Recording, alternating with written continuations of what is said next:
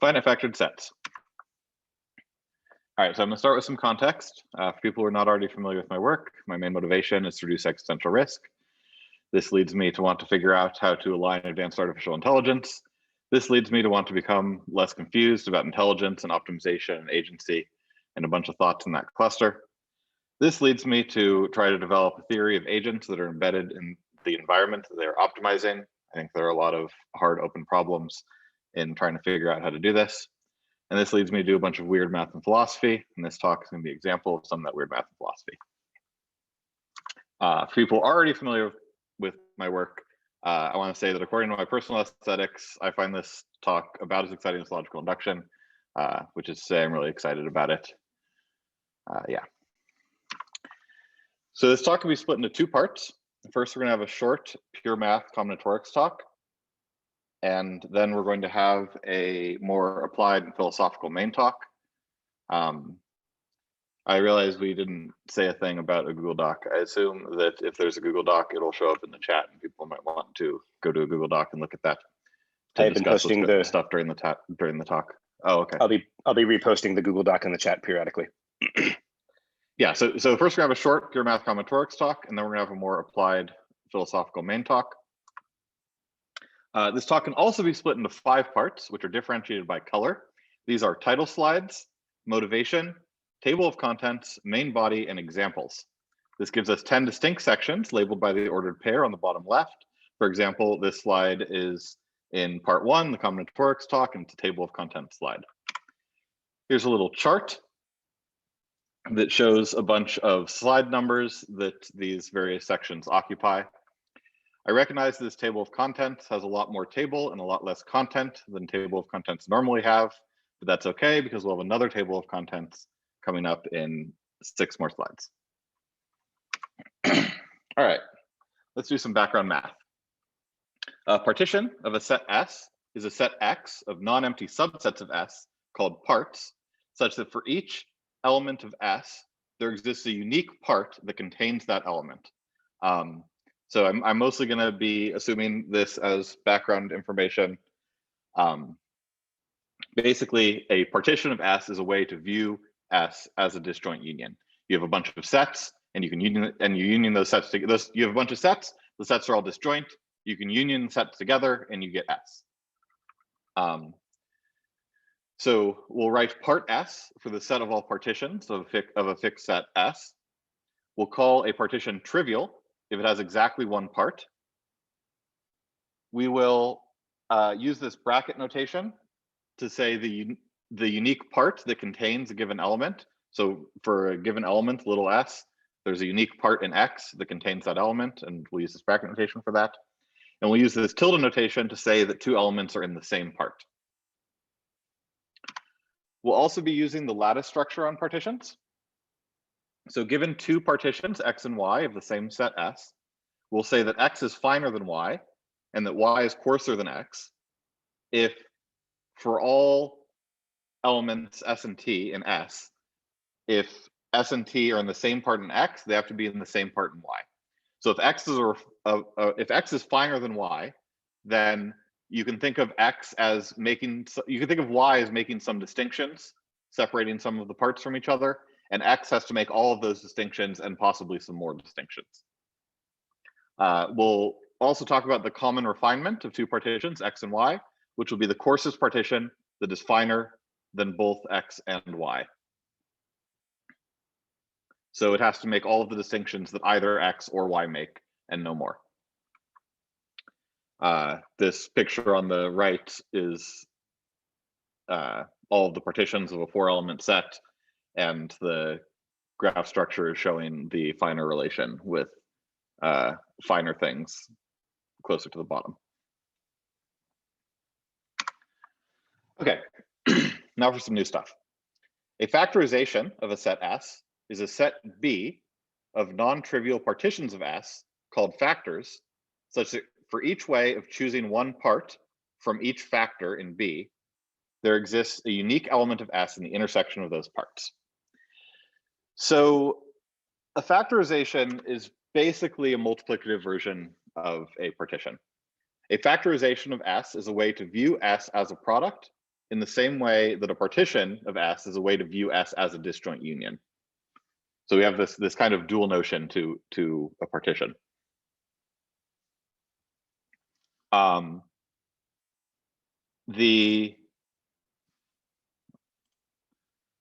I can currently see the chat, and I'm going to make it so I can't see the chat.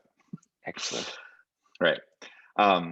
So a factorization is a way to view S as a product. So if we have a factorization of our set S, B, which is here is B0 through Bn, we're going to have a bijection between S and the product of B0 through Bn. And this bijection is going to be given by, you take your element S, and for each factor, we have the tuple that for each factor picks out the unique part in that factor that contains the element S.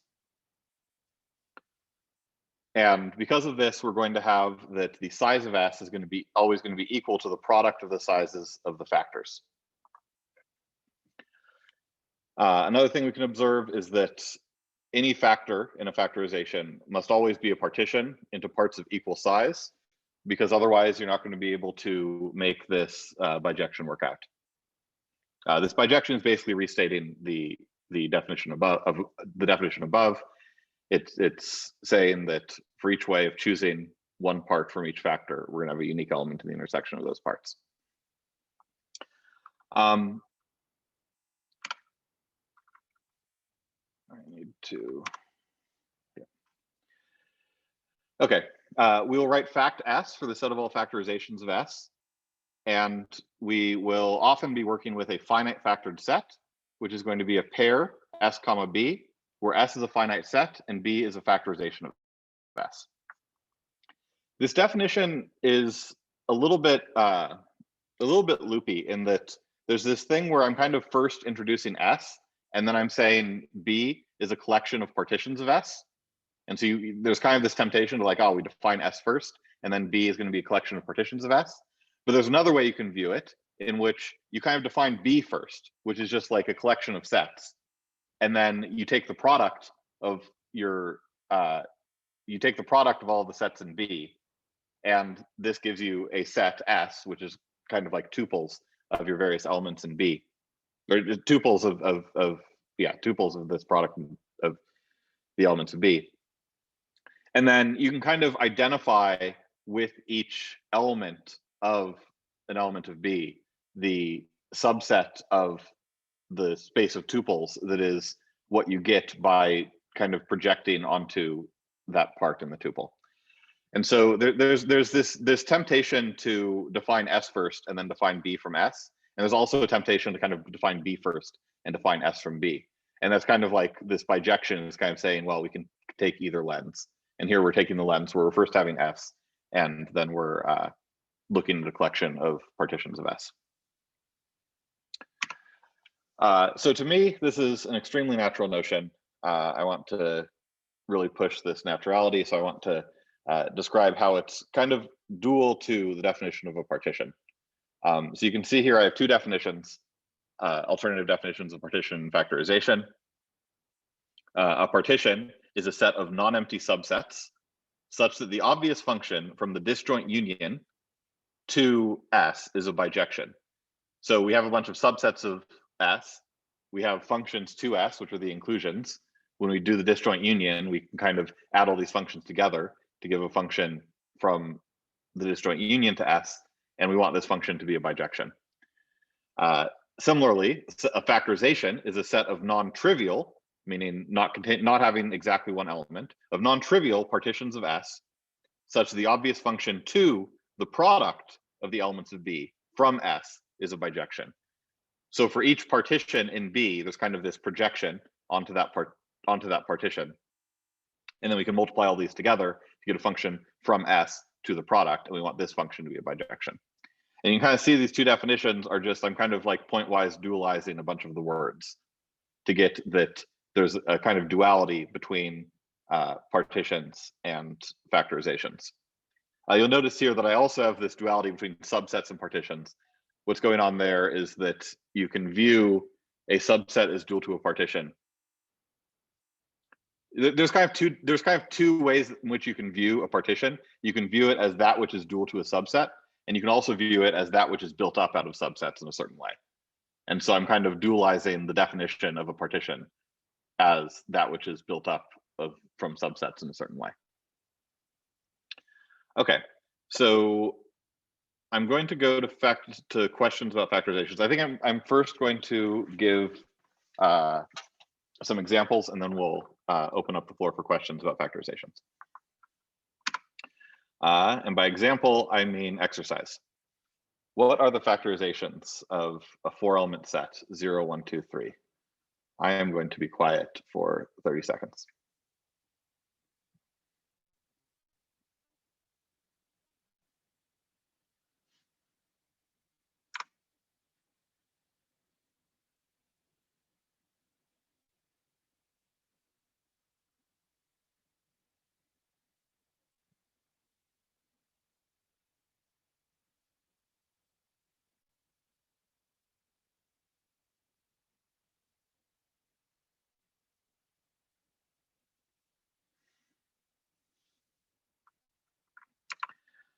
All right, factorizations of a 4-element set.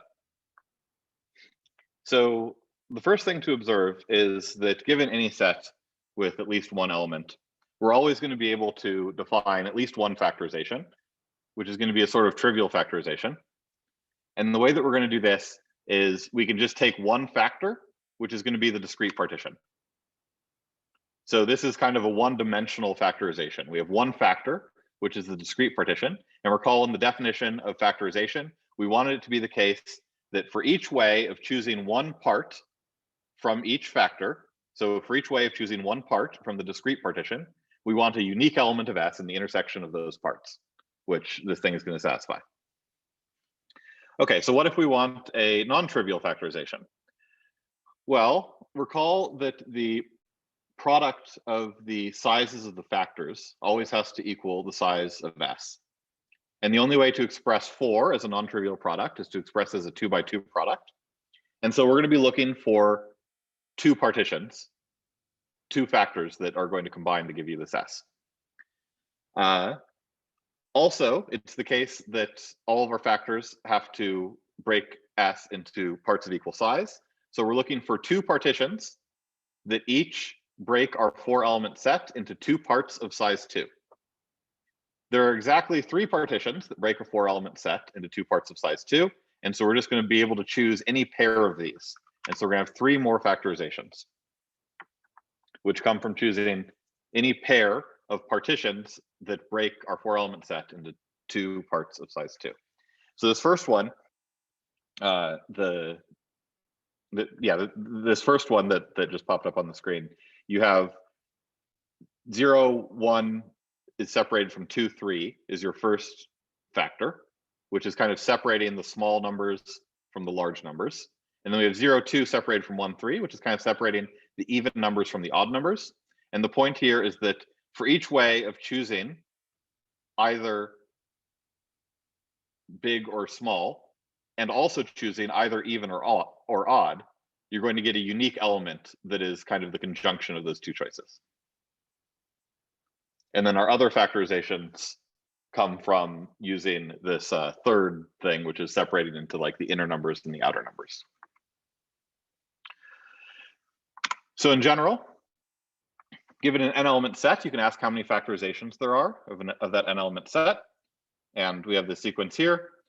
You can notice that if n is prime, you're going to have only one factorization, which is going to be the trivial one.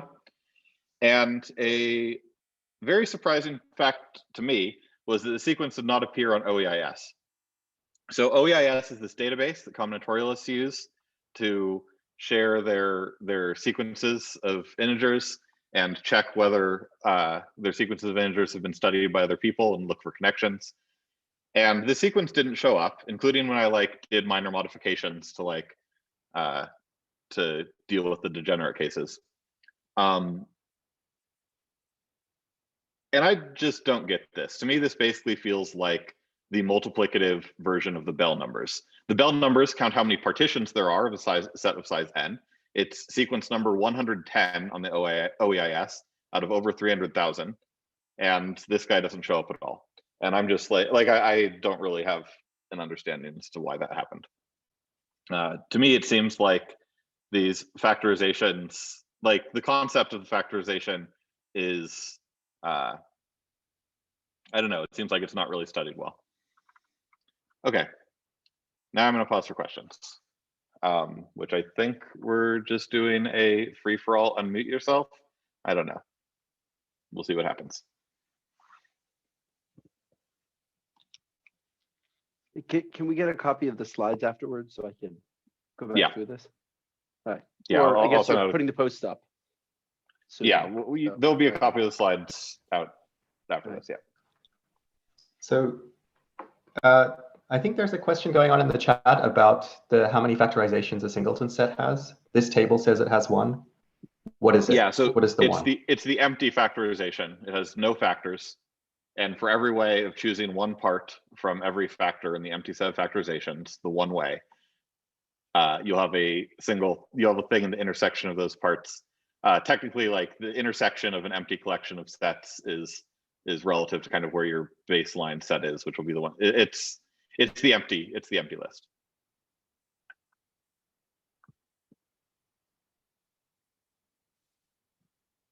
So partitions were over graphs, right? Partitions are over. The graph was just a way to kind of like organize all of the partitions of a 4-element set. There's no graphs involved here. Okay, cool. Okay. Yeah, that's why I was confused. Cool.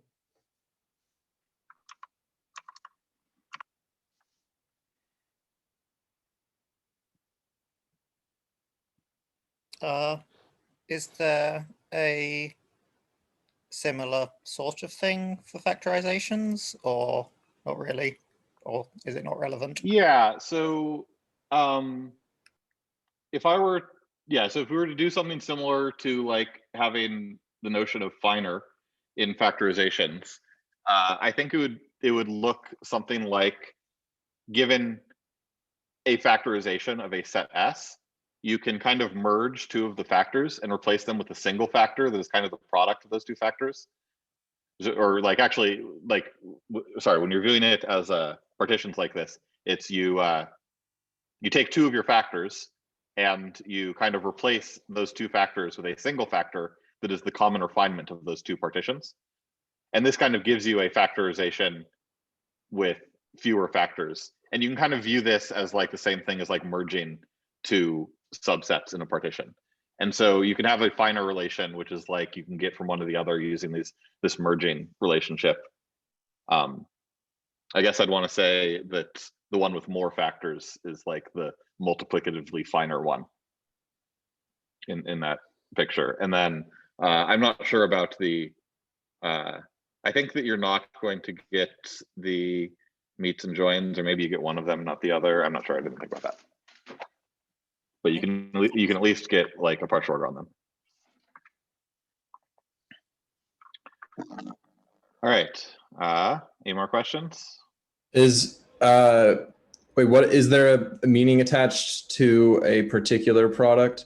Like in your example, you have, let's say you pick the 0, 1, 0, 2 product, or whatever. Yeah, is there like structure in the like resulting output of that multiplication, or is it just, are they all equivalent once you do the multiplication?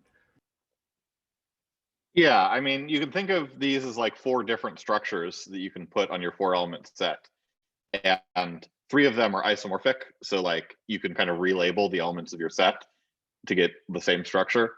But I'm thinking of them as different, even though they're isomorphic. But I don't know, it depends on what version of the same you want. But yeah, I'm not sure if that answered it. I don't know. Jason Gross has the question. Sorry, I'll just ask Jason Gross this question, which is the number of factorizations related to the number of groups of a given size? I mean, it's related in that they agree whenever the number is prime. I think that I think it's not. Yeah, I think it's not directly related. Although I think that if you drew out the chart, it would look similar. I think that I mean, these numbers grow a lot faster. Yeah. I don't know. Have you Prove some looked at things the- about this chart, like they all end in 1, except for the 4th one. Yeah. Okay. Have you looked at the sequence of isomorphism classes of factorizations? Yeah, the sequence of isomorphism classes of factorizations is going to be equal to like the multiplicative partition function.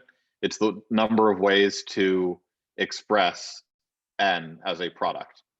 And that's like simple enough that it does show up on OEIS. I forget exactly what the sequence is, but yeah. Okay. I think I'm going to move on to end of part 1. Move on to the main talk, which is going to be about time. So we can't talk about time without talking about Pearlian causality. The Pearlian causal inference paradigm is just this really great thing. It allows you to, given a collection of variables and a joint probability distribution over those variables, infer causal or temporal relationships between the variables. I'm in this talk going to be using causal and temporal interchangeably. I think that there's more to say there philosophically, but or there might be more to say there philosophically, but I'm mostly just going to be using them interchangeably in this talk. Perl can infer temporal data from statistical data. I'm not going to explain exactly how it works, but because I'm not going to be like technically dependent on it, but I don't know, this is just really great. There's this adage, correlation does not imply causation, and I think that it's just like wrong, and Perl is correctly inferring correlation from causation, or inferring causation from correlation all over the place using the combinatorial structure of the correlation. And the way that he does this is by inferring these graphs like the one on the left. So he has these variables, and then using the correlational statistical structure from a probability distribution on these variables, you can kind of infer things like this graph. I think this graph is not entirely inferable as it is, but some graphs are. But you can definitely infer from a probability distribution that came from this graph using the Pearlian paradigm, for example, that like wet is before slippery. Whether or not the ground is wet is before whether or not the ground is slippery. Yeah, so the Pearlian paradigm is great. It's my main starting point. However, I claim that the Pearlian paradigm is cheating. The given a collection of variables is actually hiding a lot of the work. So I'm emphasizing, and normally the joint distribution is emphasized. I'm emphasizing this joint distribution, saying that like Pearl is inferring temporal data from statistical data. But I think that actually what's going on is Pearl is inferring temporal data from statistical data together with factorization data, right? The choice of the fact that I'm working with these 5 variables, like let's say all these variables in this picture are binary. The choice that we're working with these 5 variables, as opposed to just working with 32 distinct worlds without labels, is actually doing a lot of the work. And so, yeah, a large part of my main thesis is that Pearl is not inferring temporal data from statistical data alone. He's inferring temporal data from statistical data together with factorization data. And by factorization data, I mean something kind of similar to what I was talking about in the previous talk. And I think this issue is also entangled with a failure to adequately handle abstraction determinism. Let me say more about that. So let's say that you're given like the data from this picture on the left, and you're given these 5 variables and a joint probability distribution on the variables. One thing you could do is you could say, I'm just going to forget the variables that were given to me, and I'm just going to consider all 32 different ways that the world can be, 32 different ways that my product of these 5 variables can be, and I'm just going to forget the labels. And then you can look at all Bell number of 32 possible variables that you could define, and you could try to do Pearlian inference on this huge set of variables. The set is huge, but I'm working from an ontology where I kind of don't care about things being huge. And so maybe you could try to do Pearlian inference on this large set of variables. But you're going to run into a problem, which is that many of these variables that you define are going to be, for example, deterministic functions of each other, or partially deterministic functions of each other. It's like some of your variables will be coarsenings of other variables. Some of your partitions will be coarsenings of other partitions. And so it turns out that the Pearlian paradigm, or the parts that I'm like really trying to copy here, doesn't work well with all of this determinism, and you're not really going to be able to do the kind of inference you'd be able to do if you're given variables that aren't deterministically related. So you kind of can't just throw away the variables you were given. Yeah. So that's why I think that this cheating that I'm accusing the Pearlian paradigm of doing is kind of entangled with not being able to handle abstraction and determinism. By abstraction, I mean like I want some of my variables to be able to be coarser or finer copies of each other, which is similar to determinism. Okay, so we're going to do something new. We're going to introduce an alternative to the Pearlian paradigm that does not rely on being given factorization data, and it's going to work better with abstraction and determinism.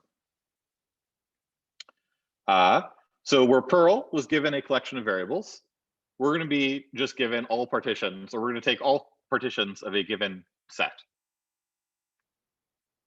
Where Pearl inferred a directed acyclic graph, we're going to infer a finite factored set. In the Pearlian world, we could read off of our directed acyclic graph something that we'd want to call time, which is a path between nodes in our DAG. We'll have a path from one node to another, and we'll kind of say that means that the first node is before the second node. So we're going to have to define our own way of looking at a finite factored set and telling when some partitions are before or after other partitions. Pearl also has this notion of no common ancestor corresponding to orthogonality, or Pearl would say independence. I'm in this talk going to use the word independence, so I'm talking about probability. I'm going to use the word orthogonality for similar things when I'm talking about combinatorial properties. So Pearl draws special attention to when 2 nodes in your DAG have no common ancestor. And we're going to also be able to read something off of our finite factored sets that are an analog of that. Pearl is this concept called deseparation, which is kind of complicated. And the reason why it's interesting is because deseparation is equivalent to conditional independence in all probability distributions you could put on your DAG. We're going to define our own thing, which is conditional orthogonality, which we're going to be able to, again, read off of a finite factored set. In the Pearlian world, we had that deseparation gives a compositional graphoid. In our world, we're going to have a compositional semi-graphoid satisfied by our conditional orthogonality. There's a 5th graphoid axiom that we're not going to satisfy, but I argue we didn't want to satisfy it in the first place. Where in the Pearlian world, deseparation exactly corresponded to conditional independence in all probability distributions. In our world, we're going to have a similar result, which is saying that conditional orthogonality exactly corresponds to conditional independence in all probability distributions that you could put on your structure. We're going to be able to do temporal inference, and then we're going to discuss some applications. And then here are some slide numbers. This is a green slide, so it's a table of contents slide. Here are some slide numbers that are saying that the rows of this graph of this chart are basically exactly the main body slides in this talk. So we've already talked about partitions and factorizations, and now we're going to talk about time and orthogonality. I think I'm not going to pause for questions here. All right. Okay, so time and orthogonality. Before we define time and orthogonality, I'm going to define something called history. So we're starting with F equals SB, which is a finite factored set. We have like a fixed finite factored set, which is our context, and X is going to be a partition of S. And we're going to define the history of X, which is the smallest set of factors. So it's the smallest subset of B, such that if I take an element of S, and I don't tell you what it is, I have hidden from you an element of S, and you want to know what part in X it's in, it suffices for me to tell you what part it's in each of the factors in H. So if you wanted to determine like the X value, whenever I have a partition, I can kind of think of it as a variable. So like when I say like the X value of an element, I mean what part it's in X. If I want to determine the X value of an element of S, it suffices for me to know the value of all of the factors in H. And so what's written here is saying if two elements agree on all of the factors in H, then they have to agree on X. Yeah, so this definition is kind of the most central starting point. We're going to kind of define everything kind of from this. So maybe it's worth pausing on a little bit. It's basically, yeah. So I'm given X, which is a partition, which I can think of as a variable. And I want to know, you can kind of think of these factors as like some like, I don't know, some basic properties from which everything can kind of be computed.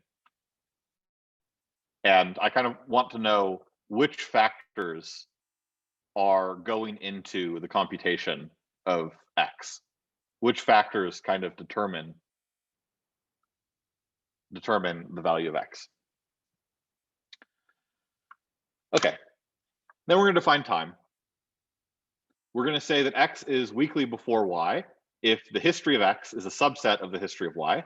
And we're going to say X is strictly before Y if the history of X is a strict subset of the history of Y. So one way you might want to think about this is that the history of X is kind of like a past light cone. If you imagine a point in space-time, and you imagine another point in space-time, it's like one point is before another point, means that the past light cone of the first point is a subset of the past light cone of the second point. And so that's kind of to give some intuition as to why one might want to think of a temporal relationship as like a subset relationship.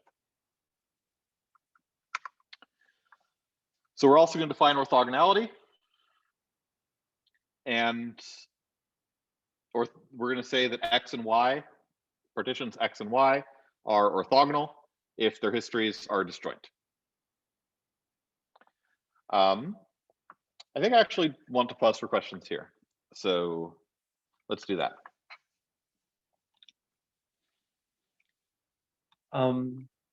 So size of the history is measured by the number of elements added up from all the little subsets, not the number of factors, right? I mean, I never talk about the size of the history. I only work with the, oh yeah, when I say smallest, yeah. When I say smallest set of factors, I mean smallest in the subset relation. So this is actually like maybe like not obvious on the surface of it, but it turns out that sets H with the property that knowing all of the values in H is sufficient to determine the value of X are actually closed under intersection. And so there's going to be a unique smallest set of factors in the subset ordering. So the history is actually going to be a subset of any set of factors that will be sufficient to determine the value of x.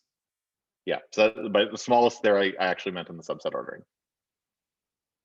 Sounds Is that equivalent- like Is that equivalent to coarsest?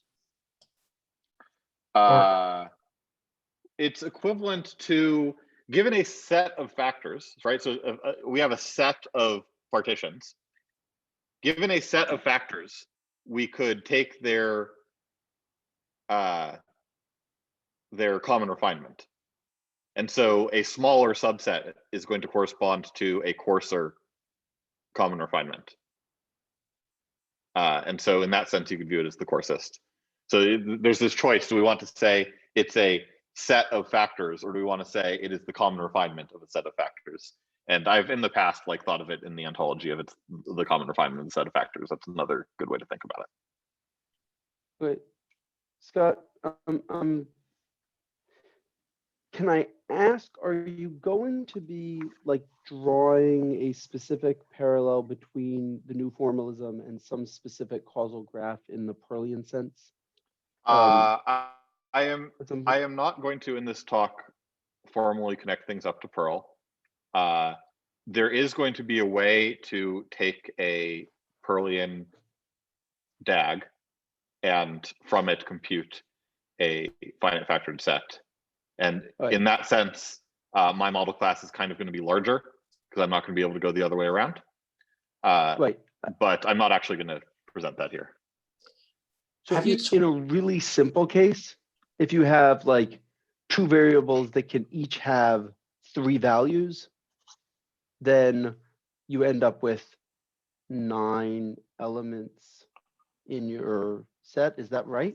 If I have 2 independent variables, if I have like 2 disconnected independent you don't know variables, if they're independent. Yeah. Oh, yeah. Yeah, I think I'm just going to punt the questions about temporal inference. I'm going to be talking about temporal inference later. Cool. I think I'm going to punt this question. Have you tried defining a notion of morphism between finite factored sets and then defining histories in terms of that? Because it's some, okay. I chose to go with kind of a combinatorialist aesthetic in this talk, and also in like most of my writing and stuff on here, so that I could keep things like having like not that many prerequisites. But like I also have some thoughts about how to like work on it, how to like do it in a category theory aesthetic too. Like in a category theory aesthetic, instead of talking about partitions of your set, you kind of want to be talking about functions out of your set, and various things like this. And I do have a kind of proposal for what category I'd want to put on factored sets, and a way to view history and orthogonality and such as categorical properties. But yeah, I'm not going to do that right now. Any partition has enough information to give you any, or any factorization has enough information to give you any partition? Yeah, so if I specify a factorization, I have a well-defined. Oh yeah, I think what you're asking is like, in the definition of factorization, we needed for there to be a unique element in the, for each way of like assigning values to all the factors, there's a unique element. So you always can make H large enough that specifying the values of H is sufficient to specify the value of X. Because for example, if you take H equal to B, that will be enough because of our definition of factorization. Cool, thanks.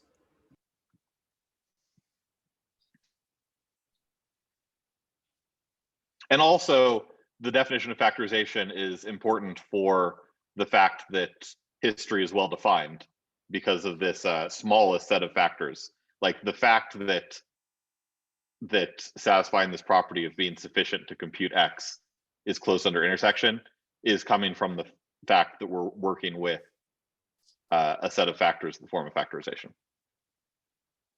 So the history is like an equivalence class kind of, or it's one particular small set? Yeah, the history is the smallest, or no, I don't know. The history is the smallest set of factors, by which I mean for any set of factors that has the property that if I told you the value of all of the factors in that set, that's sufficient to determine X. For any set of factors that satisfy that property, that set of factors must be a superset of the history. It must at least contain the things in the history. There's exactly one history. There's exactly one history. I needed finite for the fact that I can do all this with exactly one history. It turns out that this definition would not have been well defined if I didn't say finite, or at least finite dimensional, because we only get that things are closed under intersection, or that things are closed under finite intersection. And so this is kind of part of where we need finite, although there's some hope of being able to generalize past finite.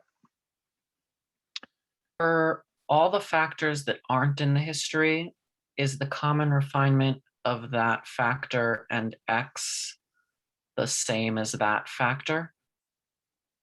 So if you take all of the factors outside of the history, and you common refine them all together, you'll get a new partition.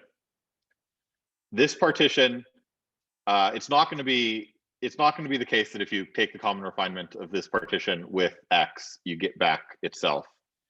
It is going to be the case that this partition is orthogonal to X. So if you take the complement of the history of X and you take the common refinement of all of those things, you'll get this new partition that is orthogonal to X. And it's in some sense the finest partition that is orthogonal to X. I don't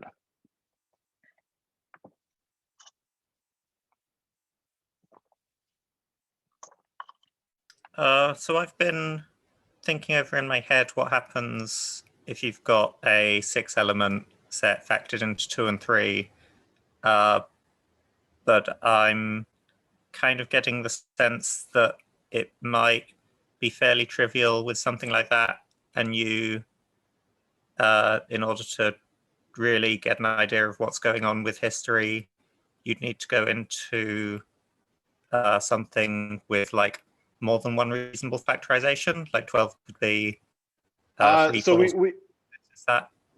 we might want to have a set that's large so that we can say some nice non-trivial stuff, but we're going to be working in, at least here, we're working with a single fixed factorization. And so having multiple factorizations isn't, like, it's useful because you need to have multiple factorizations in order to have a big, rich structure, but we're only going to be working with one of them. Sure. Okay, I think I'm going to move on to an example now.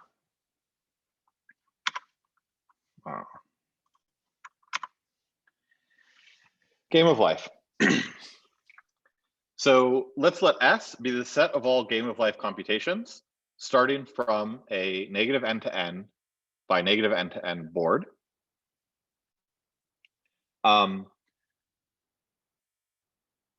We are going to do this trick, which is that I don't want to have to deal with weird stuff about the boundary, and I also want it to be a finite factored set. I could have done some stuff to deal with this. The way that I'm dealing with this is I'm kind of just looking at this pyramid of only the cells that are computable from the initial board state. So you kind of imagine starting with your big 2n+1 by 2n+1 board, and we're just pushing the computation forward in time. In this picture, going up is forward in time. We're kind of pushing this computation forward in time. And as we like progress through the time steps in Game of Life, our board is getting smaller because stuff near the boundary is kind of shrinking in to say, I don't know what this is anymore because it's dependent on stuff outside. So we have this like set of all kind of pyramids of Game of Life computations. Because Game of Life is deterministic, we actually have a bijection between the set of all Game of Life computations and the set of all Game of Life initial board states. And we have a sort of obvious factoring. We have an obvious factorization of the set of all initial Game of Life board states, which is we have one factor for each cell that is the partition that separates out, is that cell alive or dead at time 0, right?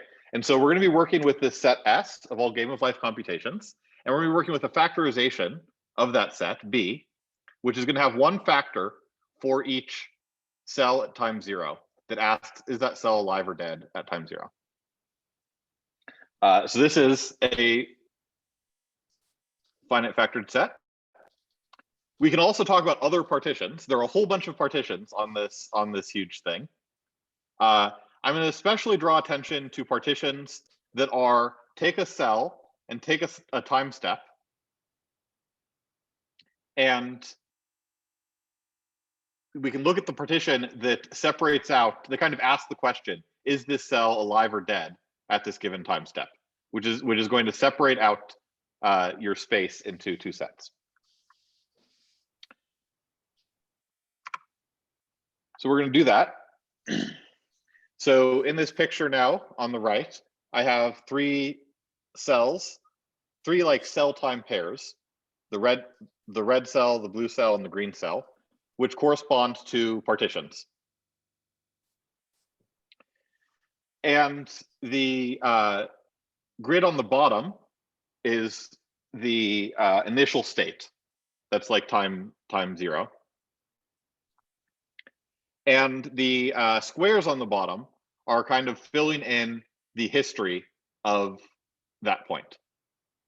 So the light red squares on the bottom are saying which cells at time 0 do you need to know in order to be able to compute the value of the red square, the red cell at the corresponding time, which in this case is 1. So this kind of like, again, pushes that picture of like histories are kind of like past light cones. And then we can see that the history of the red question, the red partition, is a subset of the history of the blue partition. And so the partition corresponding to is that red square alive or dead is before the partition corresponding to is that blue square alive or dead. The red partition is orthogonal to the green partition. And the blue partition is not orthogonal to the green partition because their histories intersect. So our notion of time kind of like does the same thing on Game of Life here. The blue cell and the green cell are kind of almost orthogonal in that if I conditioned on the values of these two like cyan squares at the bottom, then they would become orthogonal. So that's what we're going to talk about next, is talking about conditional orthogonality. When are things orthogonal conditioned on certain assumptions? Okay, so to define conditional orthogonality, we're first going to define something called conditional history, which is going to be a modification of our old definition of history. So the conditional history of X given E, so here X is a partition of S, and E is a subset of S, and F equals SB is a finite factored set. That's our context. Is going to be the smallest set of factors. Again, we're going to be smallest in the subset ordering, satisfying the following two conditions. So only one of them is written here right now, which is this first condition is basically the same as in history, except we make this assumption that we're in E. So the first condition is saying that if I want to know the value of X, and I'm working under the assumption that my point is in E, it suffices for me to know the value of all of the value of all of the factors in H. The second condition is going to be a little hard to motivate. It's not going to mention X. It's just going to be about E and H. So the second condition says that if I take an element of S and I want to determine whether or not it's in E, this question, this process of determining whether or not it's in E can kind of be parallelized. So what I can do is if I want to determine whether a given element of S is in E, is I can look at the factors in H and ask, is the assignment of values to the factors in H consistent with my point being in E? And then I can separately look at the factors in H complement and ask, is the value of the factors in H complement consistent with my point being an E? And then if both of these questions return true, then my point has to be an E. So it's determining whether a point is an E can kind of be separated into these two questions, one about H and one about H complement. I'll say that without this second condition, conditional history would not even be well defined. I do not think it should be obviously clear that it's well defined anyway, right? In order for this history to be well defined, I need to be able to say the smallest set of factors, and I mean smallest in the subset ordering, satisfying these conditions. And we really need this second condition in order for this to be well defined.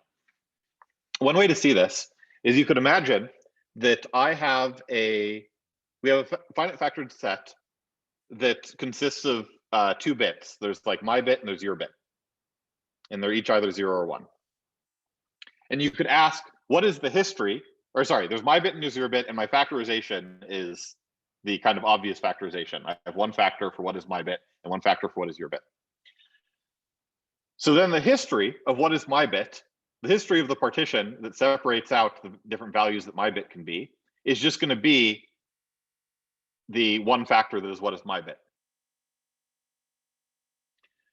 But then if I imagine conditioning on the assumption that our bits are the same, then knowing my bit is sufficient to know my bit. But knowing your bit is sufficient to know my bit. But the intersection of knowing my bit and knowing your bit is empty. And so this is why we need the second condition. The second condition is kind of saying the act of conditioning on the fact that the 2 bits were the same kind of entangled my bit with your bit. So you're not allowed to take one and not the other. And this makes the conditional history well defined. Yeah, okay. So from conditional history, we're going to be able to define conditional orthogonality. We say that X and Y are orthogonal given a subset E if their conditional histories are disjoint. If the history of X given E is disjoint from the history of Y given E. We're also going to define orthogonality given a partition instead of given a subset. We'll say that X and Y are orthogonal given a partition Z if X and Y are orthogonal given each individual part in Z. So what it means to be orthogonal given a partition is just to be orthogonal given each individual part in that partition.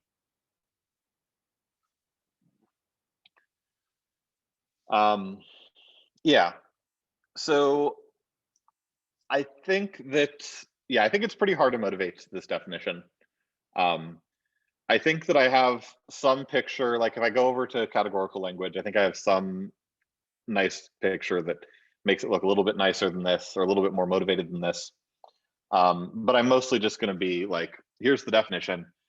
It's a combinatorial definition. It's kind of like picking out, it's a combinatorial definition of orthogonality. And I'm mostly going to just appeal to its consequences to try to convince you that it's a good definition as opposed to trying to push that it's really natural. There's some consequences. Compositional semi-graphoid axioms. This is just a bunch of properties that say this thing is pretty well behaved. This is a set of so there's the graphoid axioms. There's 5 graphoid axioms, and the first 4 are the semi-graphoid axioms.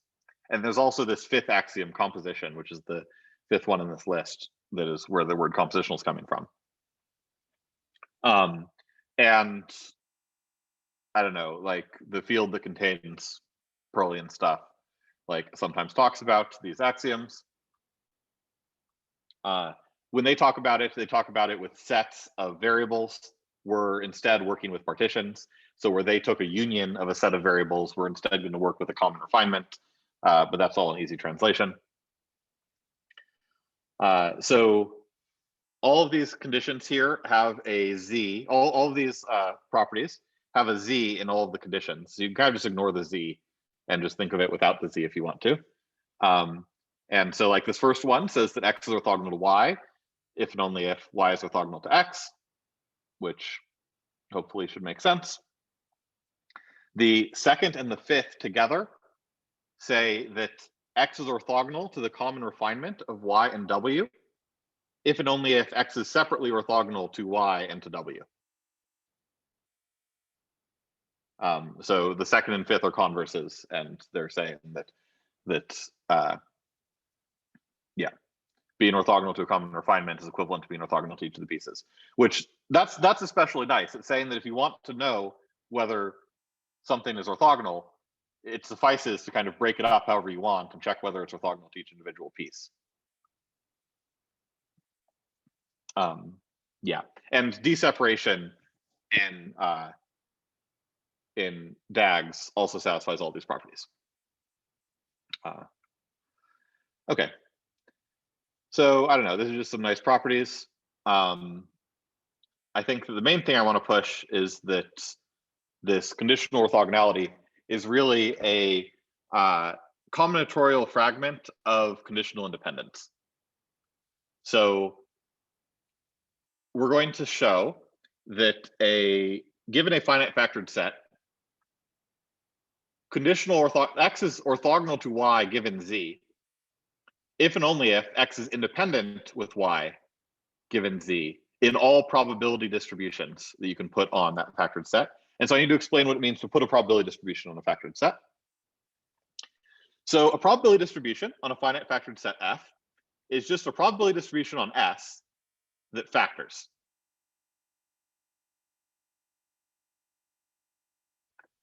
And so what I mean by factors is that you can kind of view it as coming from a probability distribution on each of the individual factors in your factorization. So it's like I take a probability distribution on little b for each little b and b, and then I multiply together all those probability distributions, take like the product of those measures. And then this gives me a probability distribution on S. And so we'll call a probability distribution on S a probability distribution on F if it kind of can be constructed in this way. Or equivalently, if the probability of any given element is equal to the product of the probabilities of each of the parts in a factor that contain that element. And then we have this fundamental theorem of finite factored sets. So let F equal SB be a finite factored set. Let X, Y, and Z be partitions of S. Then X is orthogonal to Y given Z, if and only if, for all probability distributions P on F, we have this condition, which is basically conditional independence, which is like for all ways of choosing a single part from X, Y, and Z, little x, little y, and little z, we have the probability of little x intersect little z times the probability of little y intersect little z is equal to the probability of the triple intersection times the probability of little z. Yeah, I guess if you divide both sides by probability of little z squared, it might look a little bit more like conditional independence.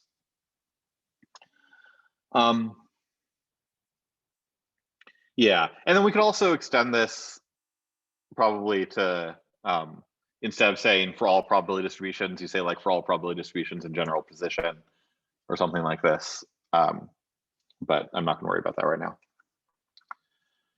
Yeah, so this fundamental theorem is going to allow us to infer orthogonality data from probabilistic data, right? If we're given a bunch of probabilistic data, we're given a big probability distribution in our set, for example, we can use this fundamental theorem to tell us when things should be orthogonal. And next, we're going to show how to infer temporal data from orthogonality data. And we're going to do that kind of working entirely combinatorially. So this slide is actually the only place I'm going to mention probability. Part of the thing that I like about this is I kind of like push all the probability away and think about it just with combinatorial properties. I think I want to take another question break. Yeah, I would like to second Daniel's question, which I also did not understand. All right. Can I say it? Yes. All right, great. So I'm imagining I have like, let's say I have a base net with 3 variables. Let's call them B is already used, I guess. Let's call them R, S, and T, or the nodes, right? There's an array from R to S, there's an array from S to T.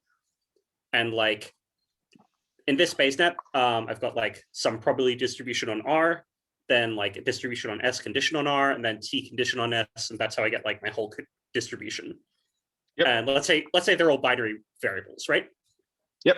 So in the finite factored sets view, this is like a set of 8 elements, and my B is like I have like factorization into 3 different. All right, so I'm going to stop you there, which is I said that I have a way of converting a Bayes-net into a finite factored set. It's not the obvious way. It's not just, But all right, so, but if I foolishly did it the wrong way, which is the way I'm imagining I would do it. Yeah, so this like wouldn't be a probability distribution on a finite, on like that finite factored set. Am I right about that? Right. Okay. Yeah. Doesn't that seem weird and crazy? Yeah, so I think the thing that's going on there is that I feel like I'm living in a world where the concept of factorization doesn't exist yet. And so I used the word factorization twice in this talk in different ways. Once when I said Perl is assuming factorization data and using the factorization data, and once when I said we're going to infer a finite factored set. And I like factorization was the right word to use in both of those places, but you should kind of be thinking of it as a different factorization. Like the finite factored set structure is not equivalent to just what are the variables that Perl should have used or something like that. And so I don't know, I can say in this example, like the finite factored structure that I'll want is I'll want a 2 by 4 by 4 factored set, which is I have one factor for the value of R. I have one factor for a function from the value of R to the value of S. And I have one factor for a function from the value of S to the value of T. And then my 2 by 4 by 4 factored set is going to give me 32 different possibilities. And then I'm going to like project down and hide some of that information from you to get the 8 possibilities you're talking about. So I think that it's largely just like the point of the factored set is that the factors are independent. And so you shouldn't put a factor on S and another factor on R because they're not independent. You can put a factor on R and a factor on a function from R to S. Oh, so the factors are supposed to be like the things that were true at the origin of time? Yeah. Oh, okay, cool. Thank you.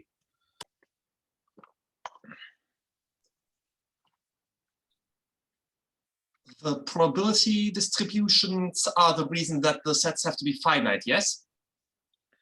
No. Okay. I mean, yeah, I assume we can make the probability distribution is not the issue. Yeah, I'll say why I want things to be finite. Imagine I took an infinite factored set. It's going to be an infinite dimensional factored set that is all infinite bit strings with the obvious factorization, which is I'll have one factor for each bit in an infinite bit string. Consider the partition that is asking whether or not you are the all zero string. It has 2 parts. One of them contains the singleton all zero string, and the other contains everything else. Call this X. Let's call Y the partition that asks, are you the all one string? For all probability distributions that you can put on your factored set, this infinite factored set, at least one of X and Y is going to have probability 0. Because either you're like, each individual bit is like almost certainly 0, in which case you're not going to be the all one string, or each individual bit, or sorry, it could be intermediate. But in order to make it so that you have a non-zero probability of being all 0, you need each individual bit to kind of be converging to very, very likely 0. And then the all one string is going to have probability 0. And so one of these two partitions is going to be probability 0 in any given distribution on your factored set, which means that these two partitions are going to be independent of each other in all distributions, because at least one of them is 0 in all distributions. And it really feels like these two partitions should not be independent. Right, and I was imagining should not be orthogonal. That would have to generalize your notion of probability distribution. When the set gets too large, then you also have to use something larger than real numbers in order to tell between all these different possible sets. It's not clear. It's not clear. I don't think that I am personally very excited about extending factored sets to the infinite case, but I think that it runs into problems that are not just probability. Like, for example, like you have to do some weird stuff with the definition of history in order to like make it all work out in such a way. You don't actually want to use history because it's not going to be well defined. Like things, just being able to like get the compositional semi-graphoid axioms on an arbitrary dimension factored set is going to be complicated in itself. But I'm still optimistic about it. I'm still like excited about doing infinite factored sets, but I think it's going to take a lot more work. And I think that more work is not just going to be because of probability, but I think some of it will be because of probability.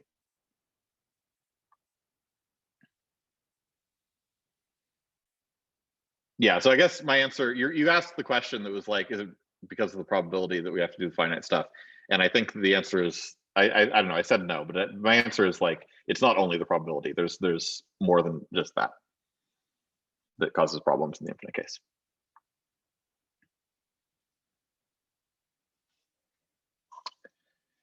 Any more?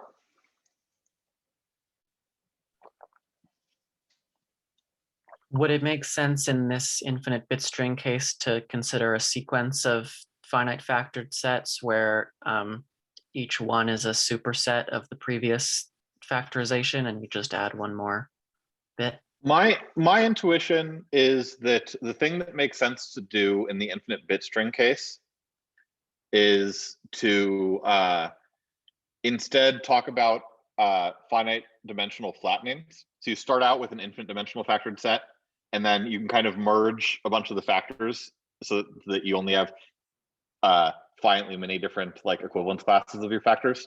And this is like a flattening of your factored set, and then to like work over that space. But that's just what I do in order to save the other parts. I think that the fundamental theorem is just not going to be saved. I think that like finite factored sets are still going to be interesting in the, or factored sets are still going to be interesting in the infinite case. And that we're going to want to do stuff with them. But it's just not going to be enough to have independence. Independence is not going to be enough to infer orthogonality in the infinite case. Although the other direction will hold, right? You'll still have the case that orthogonality is going to imply independence in all distributions. But yeah, my intuition is that I'm excited for arbitrary factored sets. I suspect that even the fundamental theorem does not work. My guess is that the fundamental theorem can be extended to the finite dimensional case, but not the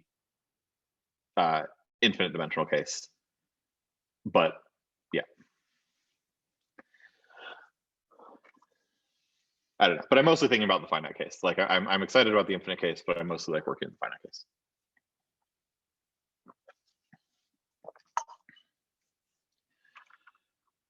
All right.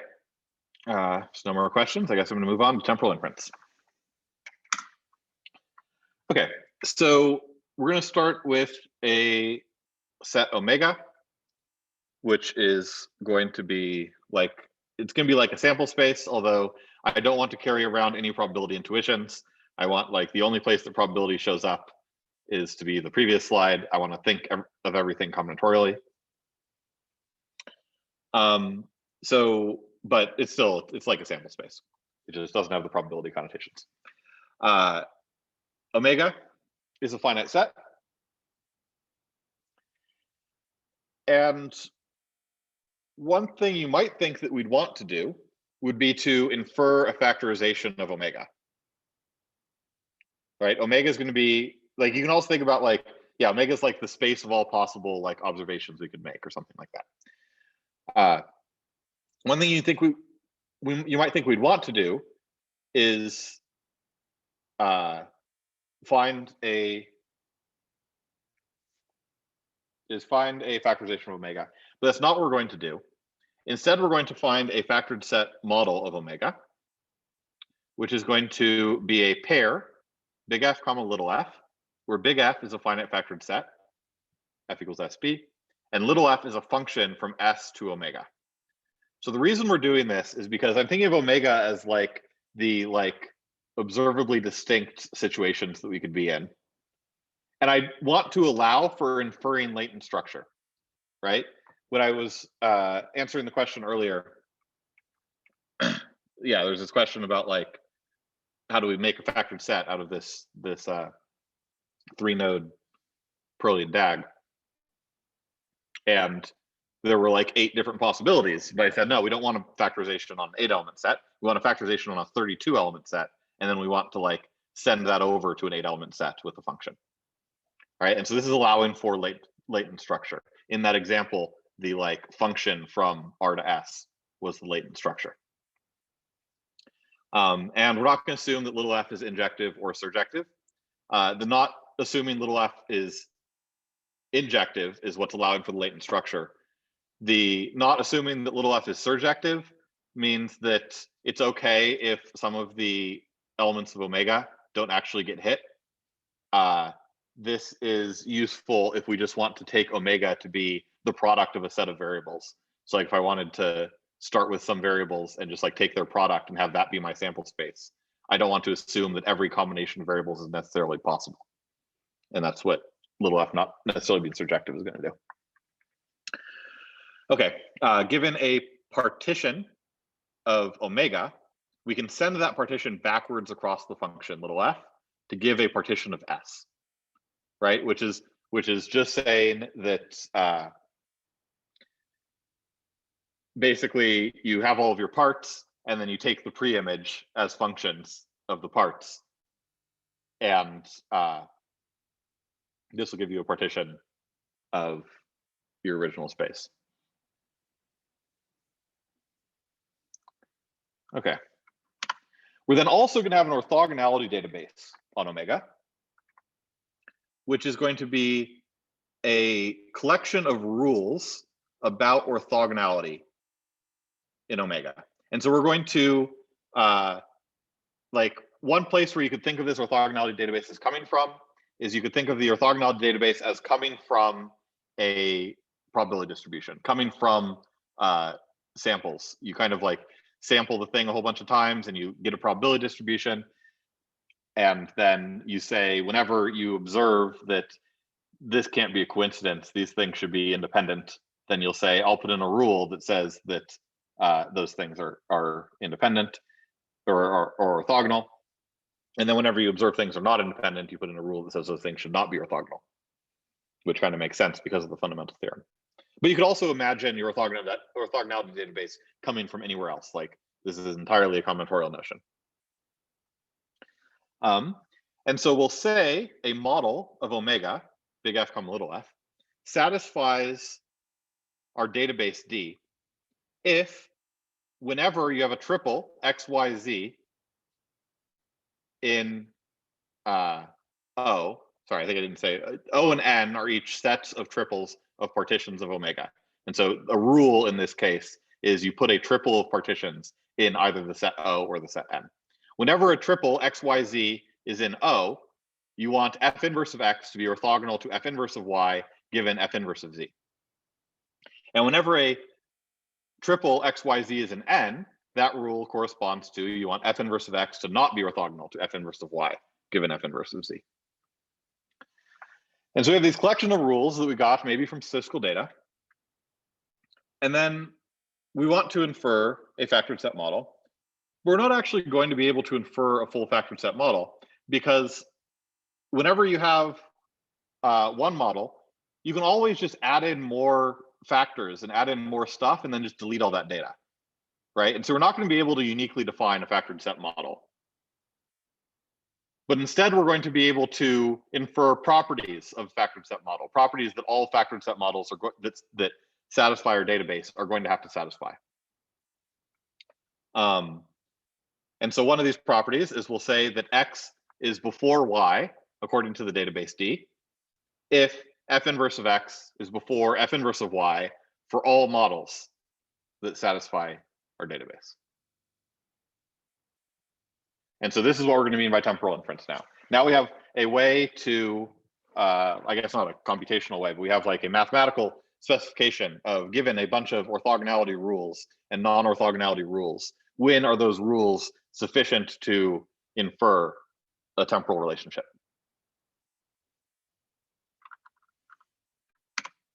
Okay, we have all this, we have this whole system now, and it's like I've specified some temporal inference, specified this combinatorial notion of temporal inference, but I haven't really shown this notion isn't vacuous.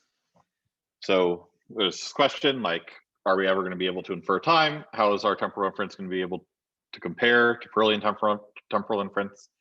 Pearlian temporal inference is actually very strong. If you have like a big system with a bunch of variables, you're very likely going to be able to infer a lot of time from it. And there's this question, can we keep up with that? So for that, we're going to look at an example.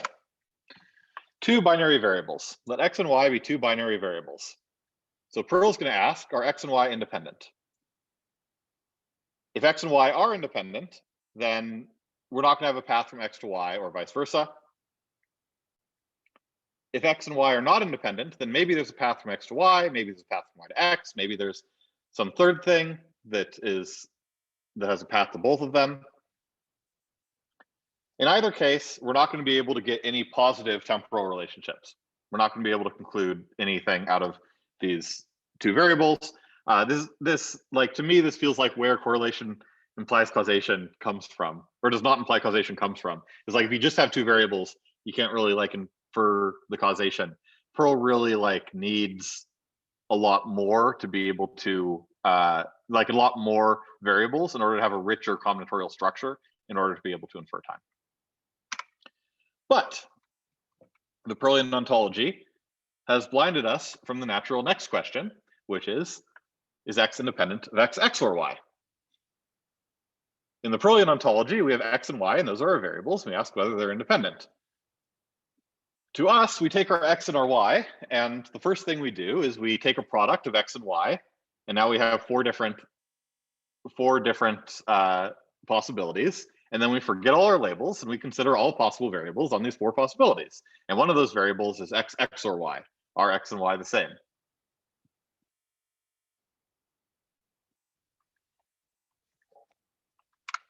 And if x is independent of x or y, then the finite factored set paradigm is actually going to be able to conclude that x is before y. So not only are we going to be non-vacuous, and not only are we going to be able to keep up with Pearl and infer things that Pearl can't, we're going to be able to infer time even from two binary variables, which is kind of the simplest possible thing that you could hope to be able to do.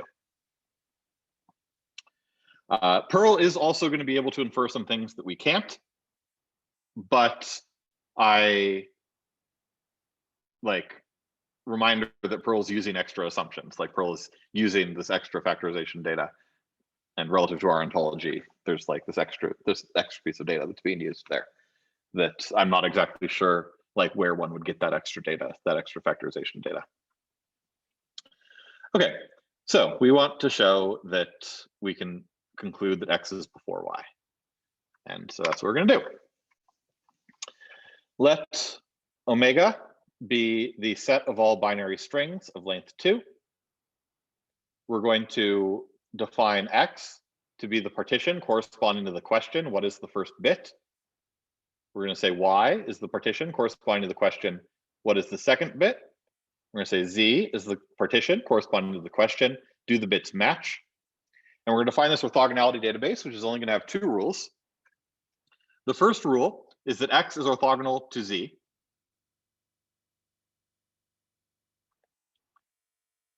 The omega embraces here is just like the empty condition. It's saying we're not making any conditions. So this is just saying x is orthogonal to z. So you don't have to worry about the complicated conditional orthogonality definitions for this proof. Everything's just going to be normal orthogonality, which will make it easier to think through. And our second condition is that z is going to not be orthogonal to itself. Why would z be orthogonal to itself? Z is not orthogonal to itself just means that z is not deterministic. Z is not, like, z not being orthogonal to itself just means that both of the parts in z are supported by our function little f. It's saying that both parts in z are possible. If we got this database, if we got this orthogonality database from a probability distribution, or from, yeah, we got this orthogonality database from a probability distribution in general position, we would have a lot more rules in our database. We would have a rule for basically every triple of partitions. But inferring time is going to be monotonic with respect to adding partitions. Like, if you just add in more rules, you're just going to be able to infer more stuff. And so we're just going to be working with kind of the smallest database that we're going to need in order to be able to show that x is before y. And so, like, this second condition that, like, z is orthogonal to itself, you should probably just, like, assume that everything's orthogonal, or that z is not orthogonal to itself. You should probably just assume that everything is not orthogonal to itself. But this is the only part we're actually going to need. Okay, so theorem, x is before y, which, recall, means that f inverse of x is before f inverse of y for all factored set models. So we're first going to prove that f is weakly before y. This is actually saying that x is strictly before y, but we're first going to prove that x is weakly before y. All right, so let big F comma little f be a model that satisfies our database.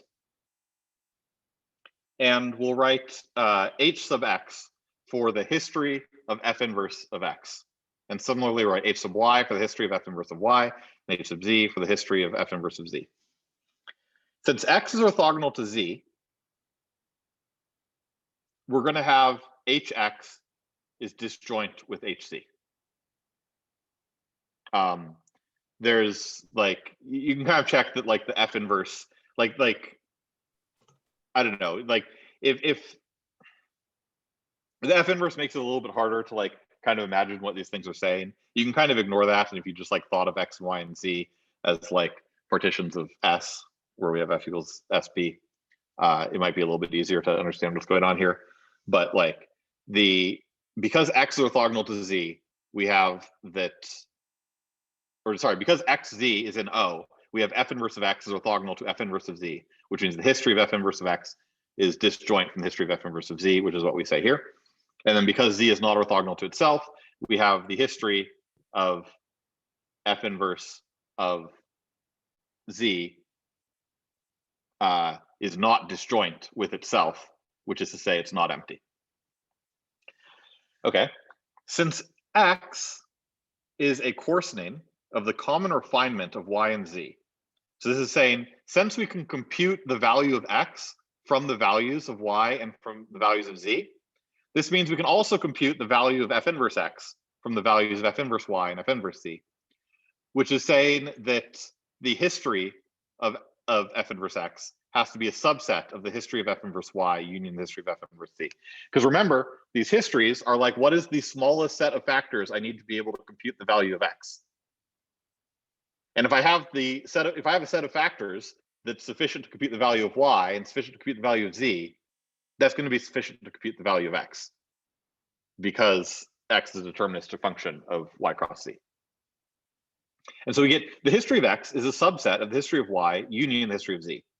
We're also going to get this rule for any other combination of x, y, and z. So like the history of z, or sorry, the h sub z is a subset of h sub x union h sub y, and h sub y is a subset of h sub x union h sub z.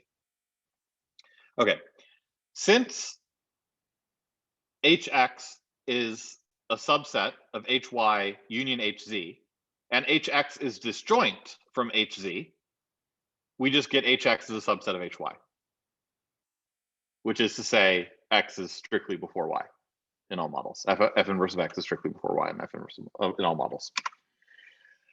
Okay, let's extend this further. So since z is computable from x together with y, we have hz is a subset of hx union hy. And we're going to assume for the purpose of contradiction that hx equals hy. Well, if hx equals hy, then we'll just have hz is a subset of hx, because hx union hy will be hx. So we'll have hz as a subset of hx, but hz is disjoint from hx, which means that hz is just going to have to be empty. But we assumed that hz is non-empty.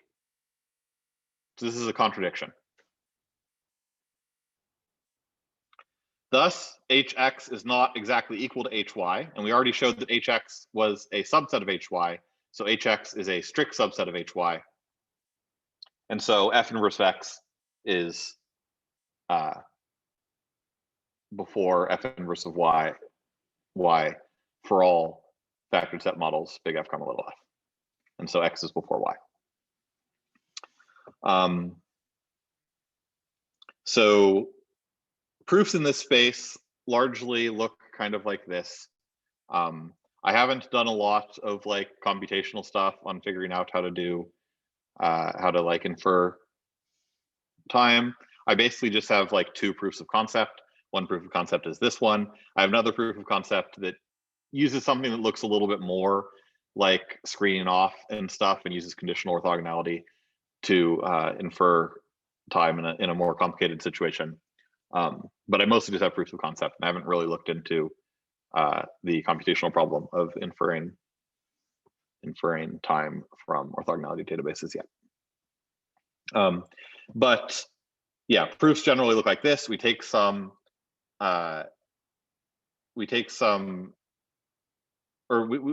look at a bunch of histories of our variables, and we look at various different like Boolean combinations of our histories, and we keep track of when are they empty and non-empty, and we use this to eventually infer that like some of our histories are subsets of others. Okay.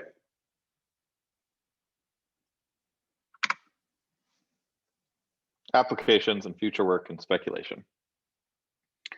So I'm going to break some like directions I want to go and things that I want to do with this into three categories. The first category is inference, which has a lot of like computer science-y computational questions. Second category is infinity, which has like more mathy questions. And the third category is embedded agency, which has more philosophy questions. Yeah, I think I'm actually just going to go through this whole list pretty quickly. Decidability of temporal inference. It turns out that the inference thing that I just described, I can't even prove that it's decidable, because there are kind of like infinitely many factored set models that you might have to consider. I suspect it is decidable. I suspect there's probably some like small upper bound on how complicated of an S you have to consider, given the size of omega. There's probably an upper bound on how big an S you have to consider. Or there is an upper bound. I conjecture that upper bound is computable. It's probably computable by some simple function. And there's this question: can we do like efficient temporal inference? Oh, and then there's conceptual inference. So I think I actually want to say a little bit more about this. So in this example, we inferred that x is before y. And we kind of inferred this structure that like what's going on is like the universe is computing x and z, and then it's computing y from x together with z. So x and z are kind of like primitive properties.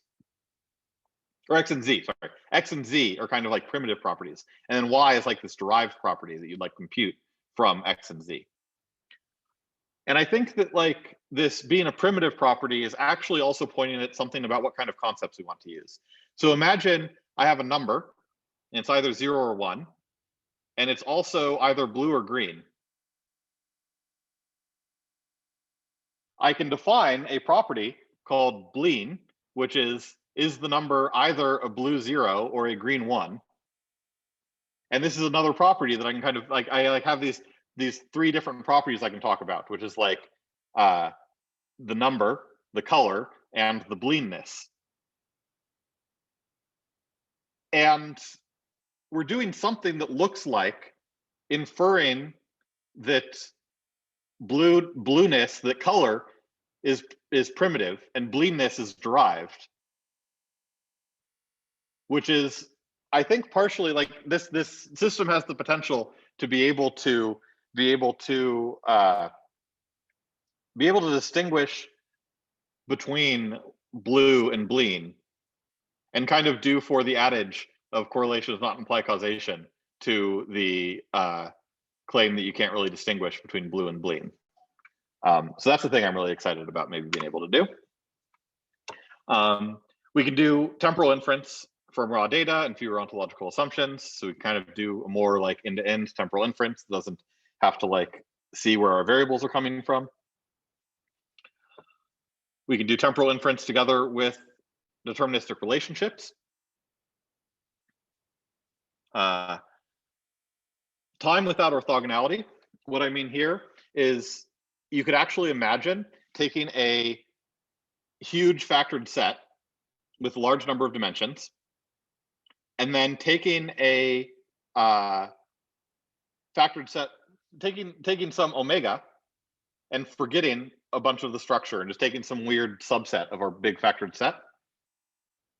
If you do this, it might be the case that there's no orthogonality besides the vacuous orthogonalities. There's no orthogonality in omega, but you can still infer from the probability distribution. The probability distribution will still lie on some algebraic curve that's pointing at the structure. And so even when there's no orthogonality at all, you might still be able to infer temporal relationships just from the probabilities.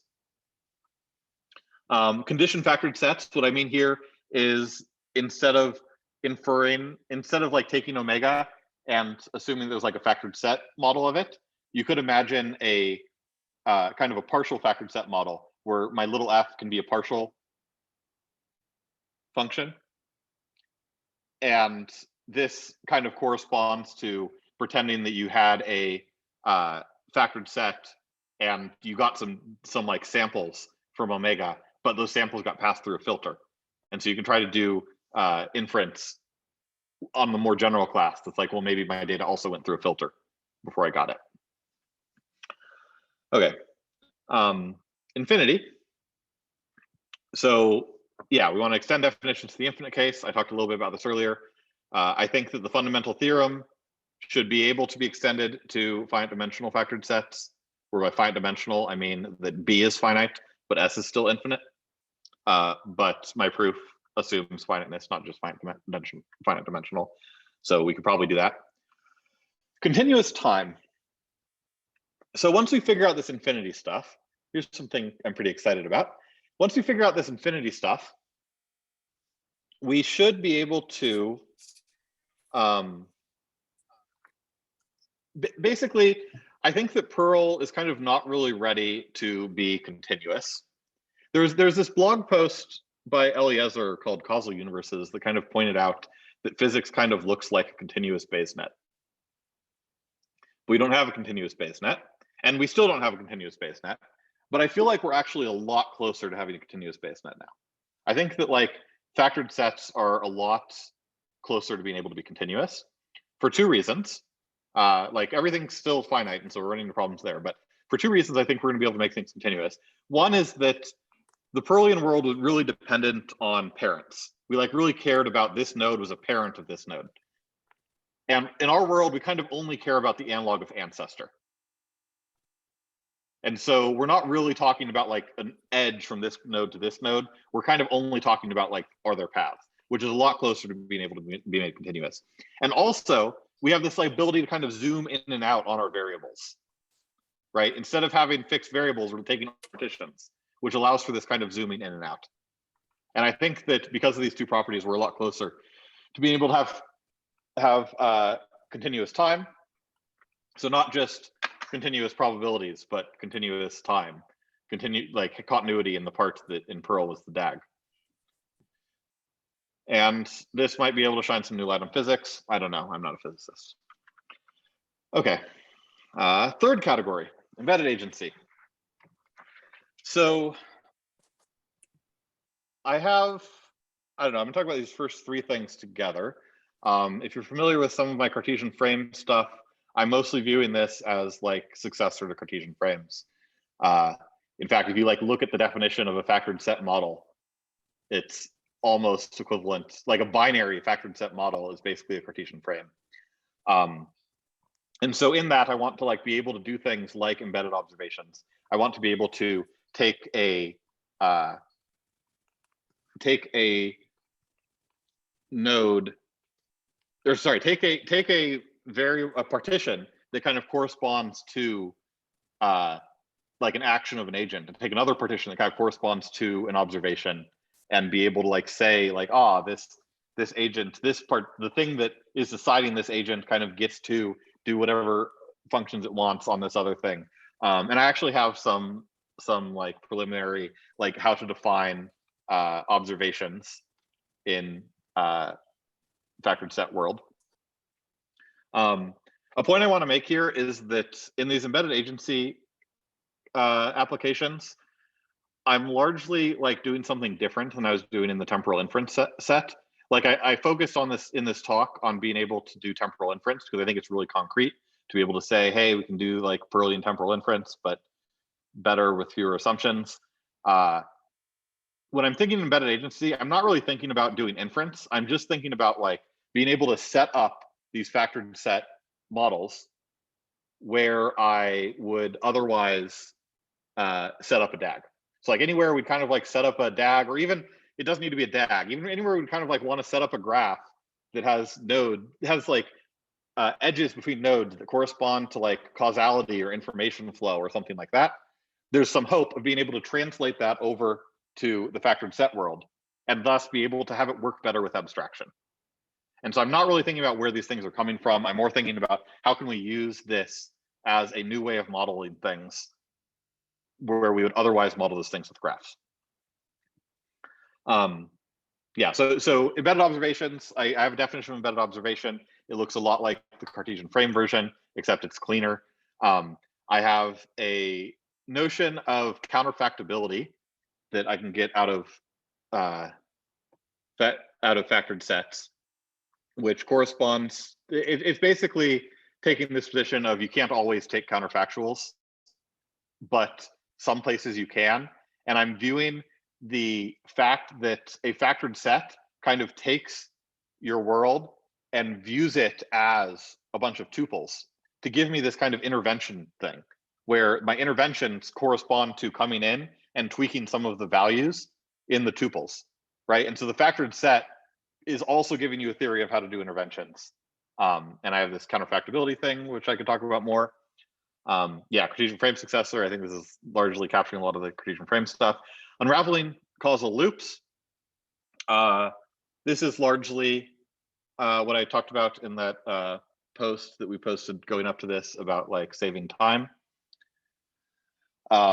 Like it feels like often we have these causal loops, and it feels like a bottleneck to being able to not have causal loops in our picture is to be able to have something that is time and also abstraction in the picture. And that's kind of what we're doing. Conditional time. This is observing that we can take our notion of orthogonality, just like we had conditional orthogonality, we could define conditional time, right? We just take conditional time to be like the conditional histories are subsets of each other. And I have some hope that this might actually be interesting and useful, especially for like the unraveling causal loops thing. Like I think the conditional time allows you to have like multiple different timelines on your structure simultaneously and have them be like concretely playing together. I'm not sure whether it's actually going to end up being useful, but I'm just noticing there's like a very tempting way to define conditional time. Logical causality from logical induction. So what I mean here is one of the first things that we did after finding logical induction was we were like, okay, can we extend this to a theory of logical counterfactuals? And the way that we were like, oh, how can we do this? Well, we could take our big probability distribution over logical sentences that we have at any given time. We have some probability distributions over logical sentences. Can we like do Perl to that? And the answer is no, because there's a whole bunch of determinism everywhere. There's a whole bunch of like facts that we've like, there's a whole bunch of determinism everywhere. I think that we still can't just like go and do logical causality from something like logical induction. And again, everything's like computationally horrible. But I think we still can't do something like logical causality from logical induction, which is getting into something that's like basically the finite factored set framework kind of doesn't believe in the uniform distribution on a 4-element set, because and I have some hopes to being able to like fix this, but like if you imagine a 4-element set and the uniform distribution on it, and you like consider like the 4 2-part partitions on your 4-element set, kind of like these x, y, and z. If you have the uniform distribution, we have that x is orthogonal to y and x is orthogonal to z, but x is not, or x is independent with y and x is independent with z, but x is not independent of y, common refinement of y and z. And so the independent structure of the uniform distribution on a 4-element set does not actually satisfy the semi-graphite axioms, or the compositional semi-graphite axioms. It specifically doesn't satisfy that compositional axiom. And so I think that we're similarly to what I said, oh, I'm like excited about this infinite case, even though the fundamental theorem will fail. I think that we're not going to be able to like just directly use the fundamental theorem, but we could still be like, what are some things consistent with this data? It might have some extra independence that comes from something other than orthogonality. And I could talk more about that. I think I'll move on now. Orthogonality is simplifying assumptions for decisions. So we talked about orthogonality as coming from independence, but I think part of being an agent interacting with the world is I have some like parts of the world out there that I just believe are not going to be affected by my action. And I make this assumption and I like do stuff based on this assumption. And I think this is like another way that we can think of orthogonality as coming in. And so I just wanted to point this out as orthogonality as being something that doesn't need to come from probability. We can kind of like think of it as coming from somewhere else.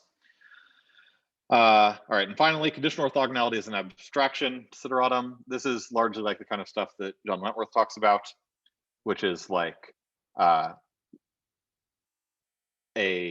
what makes a good abstraction is maybe something like an abstraction of X should have the property that everything that I care about is orthogonal to X given the abstraction of X. So it's like I only throw away irrelevant data. And I can express I only throw away irrelevant data as everything I care about is orthogonal to the underlying structure given the abstraction. All right. Those are my long rant about possible directions I can go. I'm gonna say one or two more things that's not on this slide. So probably just one. You can think of history as similar to entropy. You can think of my notion of history as a non-quantitative version of entropy. And actually, when proving the semi-graphoid axioms, I use some lemmas that actually look a lot like theorems about entropy, and then I replaced the sums and the expectations with unions. And when you look at time, I'm like, time is the subset relation on history. which is like saying time is an inequality relation on entropy, and like later corresponds to like higher entropy. I don't know. This is in the speculation thing, but this is like a whole nother ontology that you could put on what history means and everything. Okay, now I'm going to go back to questions. That's the end of my talk.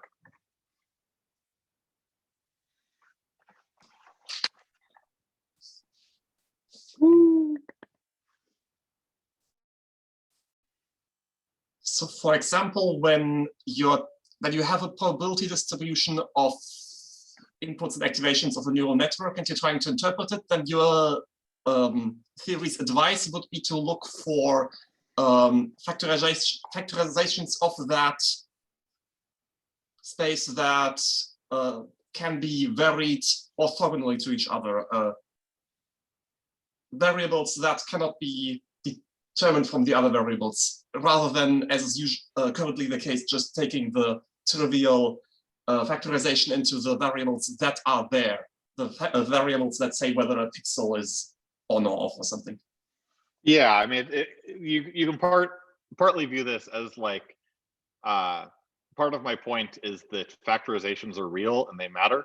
And if you have a factorization and like if you have a bunch of variables and they have weird correlations, but then you could take some like you can imagine you have a bunch of variables and they have weird correlations, but if you take some functions of these variables, you get some things that are actually independent. And that's kind of a sign that your variables are wrong. It's kind of a sign that your concepts are wrong.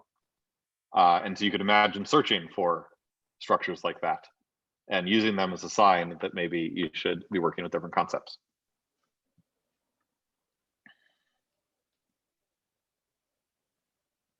But again, yeah, when I say efficient temporal inference, that is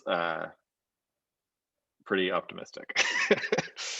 I think that well, I don't know. I think I feel more strongly that like logical induction can't be made efficient than I feel like this can't be made efficient. So I think that it's not as bad. I think there's a lot of directions that one could think about stuff like that.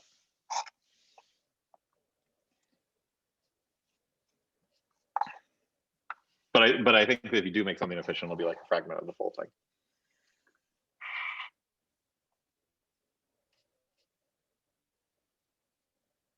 More questions?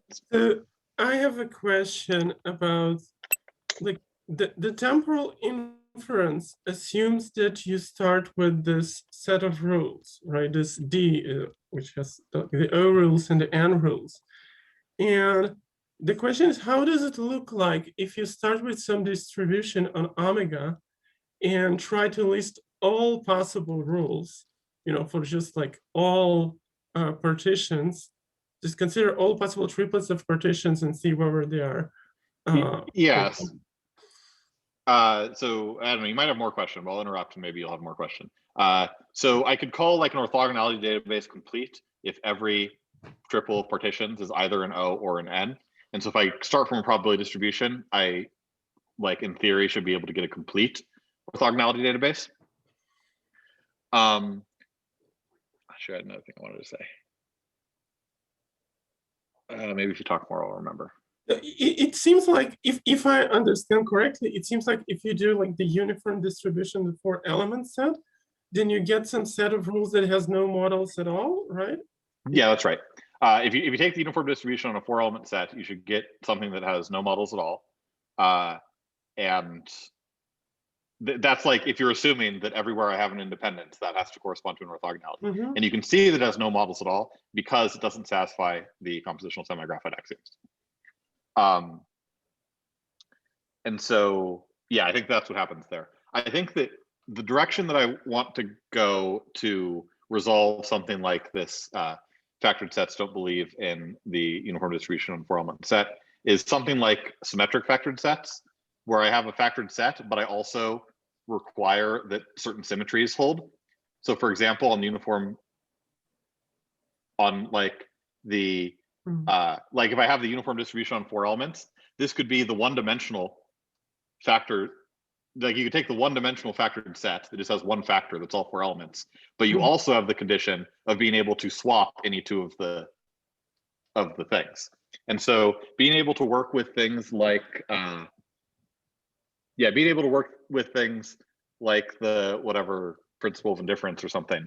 I think that I want to have some sort of notion that is a factored set together with some self-symmetries of this factored set.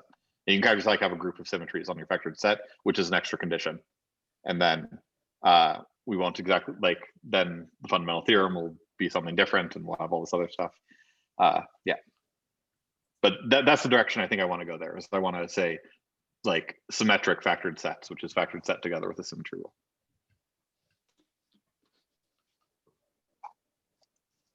So, but can you tell much about like, for what, like if we look at what at different distributions, and for each distribution we consider the complete database, and then we ask, does this thing have a model or not? Then can you say anything about like which distribution have a model and which do not? Yeah, I would be surprised if it's exactly the compositional semi-graphoid axioms, but I haven't even verified that. I don't know. I don't know exactly which collection of rules have a model. Yeah, I don't have a good specification. It at least needs to have the compositional semi-graphoid axioms. Maybe we can write down some more things that it has. I have not thought about this. Seems like an interesting question. Would you already guess that most probability distributions have a model? Sorry, yeah. I mean, most probability distributions have no orthogonalities at all. Depends what you mean by most. Like if you just take a random probability distribution on a large set, it'll have no orthogonalities, and it'll have the model, which is the one-dimensional factorization. Yeah, but like, yeah. I mean, it's largely like I only talked about probabilities in one slide. Like I'm largely like looking at this combinatorial structure because, well, I think the inference is super powerful, and this is like the thing that motivates the thing. I think that a lot of the directions I'm excited about going in aren't talking about probability. It's talking about a new combinatorial structure that you can use in place of graphs.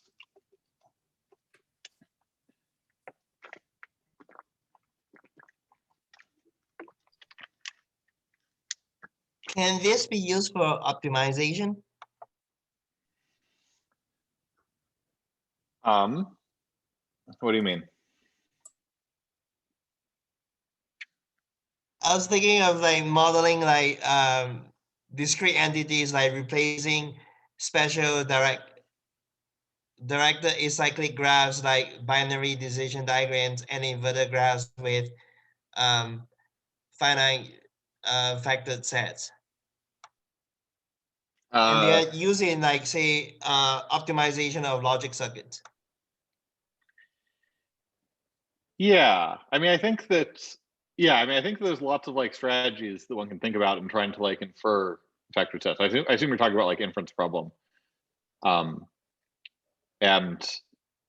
I think also there's like using like there's like the optimization, like try to find like the nicest factored set or like smallest factored set. Like optimization lets you like try to find some smallest thing that's consistent with this data, which might allow you to like more efficiently be able to find like whether there's a thing if it is satisfying with this larger collection of data or something like that. But also I want to like use factored sets to model optimization.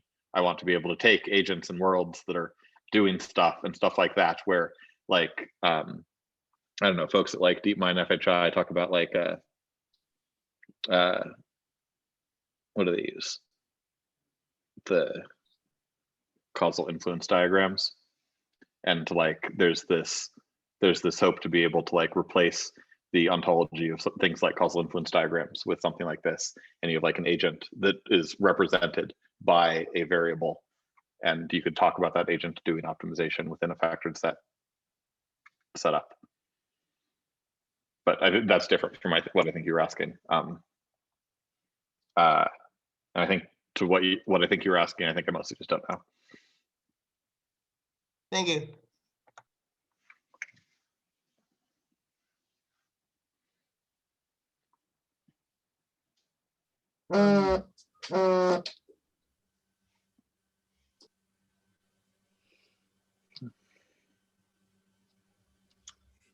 Do you have a sense of oh wait, forgot my mic was down here. Do you have a sense of like updating or replacing probabilistic programming with finite factored sets? Is that like in your vision or your theory of change? Like no, largely because I just haven't really thought about it. I think that I just like personally haven't like had a lot of surface area with probabilistic programming. Yeah, I think it's not in yet, but it seems from the little I know, it seems like it should have some overlap. This is like a really wide question. Feel free to punt it, but like, could you say anything about your like your overall theory of change, how you see this work like trickling into like the real world over time and leading to safer systems? Man, I don't know. I'm trying to figure out what agency is. Yeah.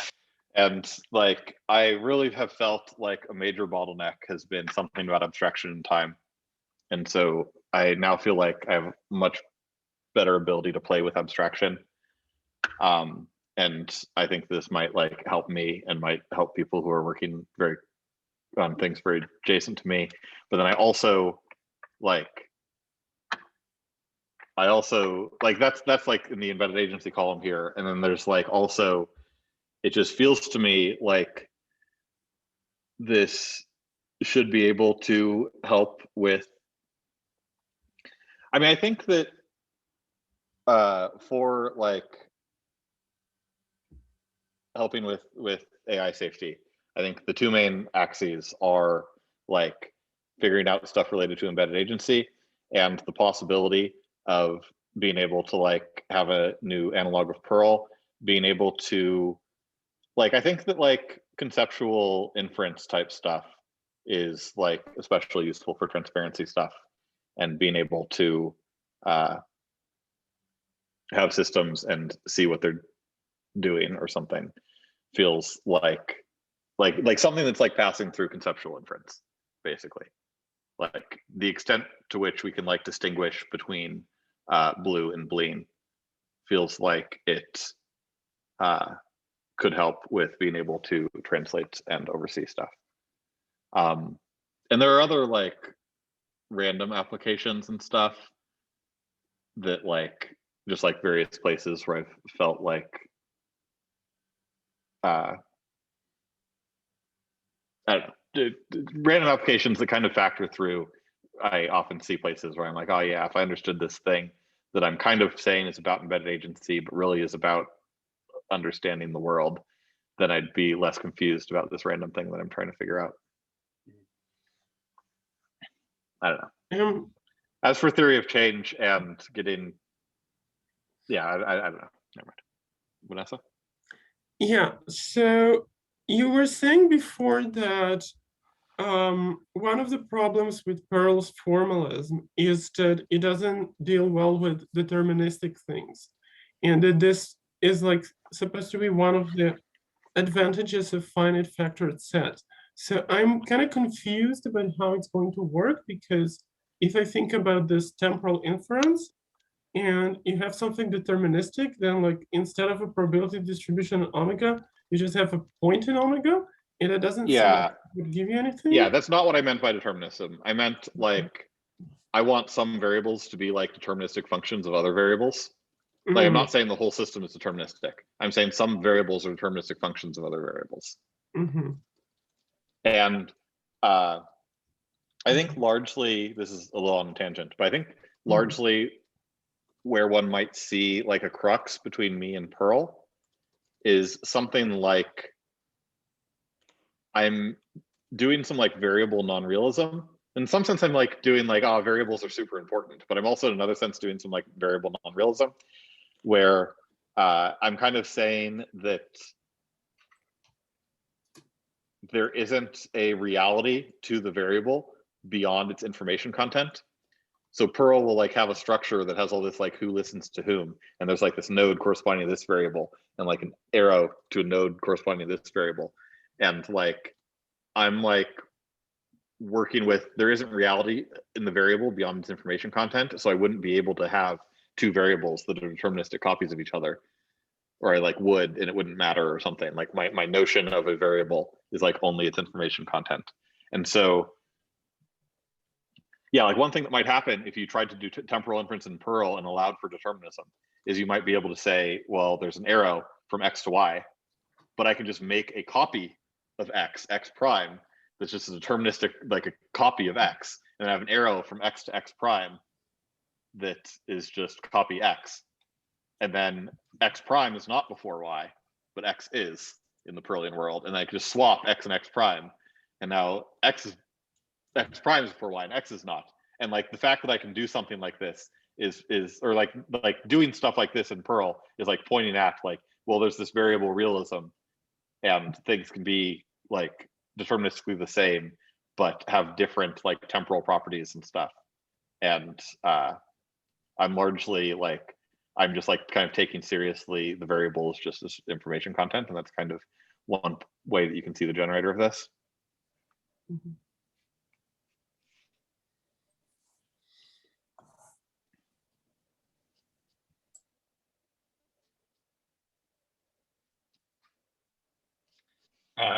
This is not a good question, but I'm going to ask it. When did you do the work? When did you do this stuff?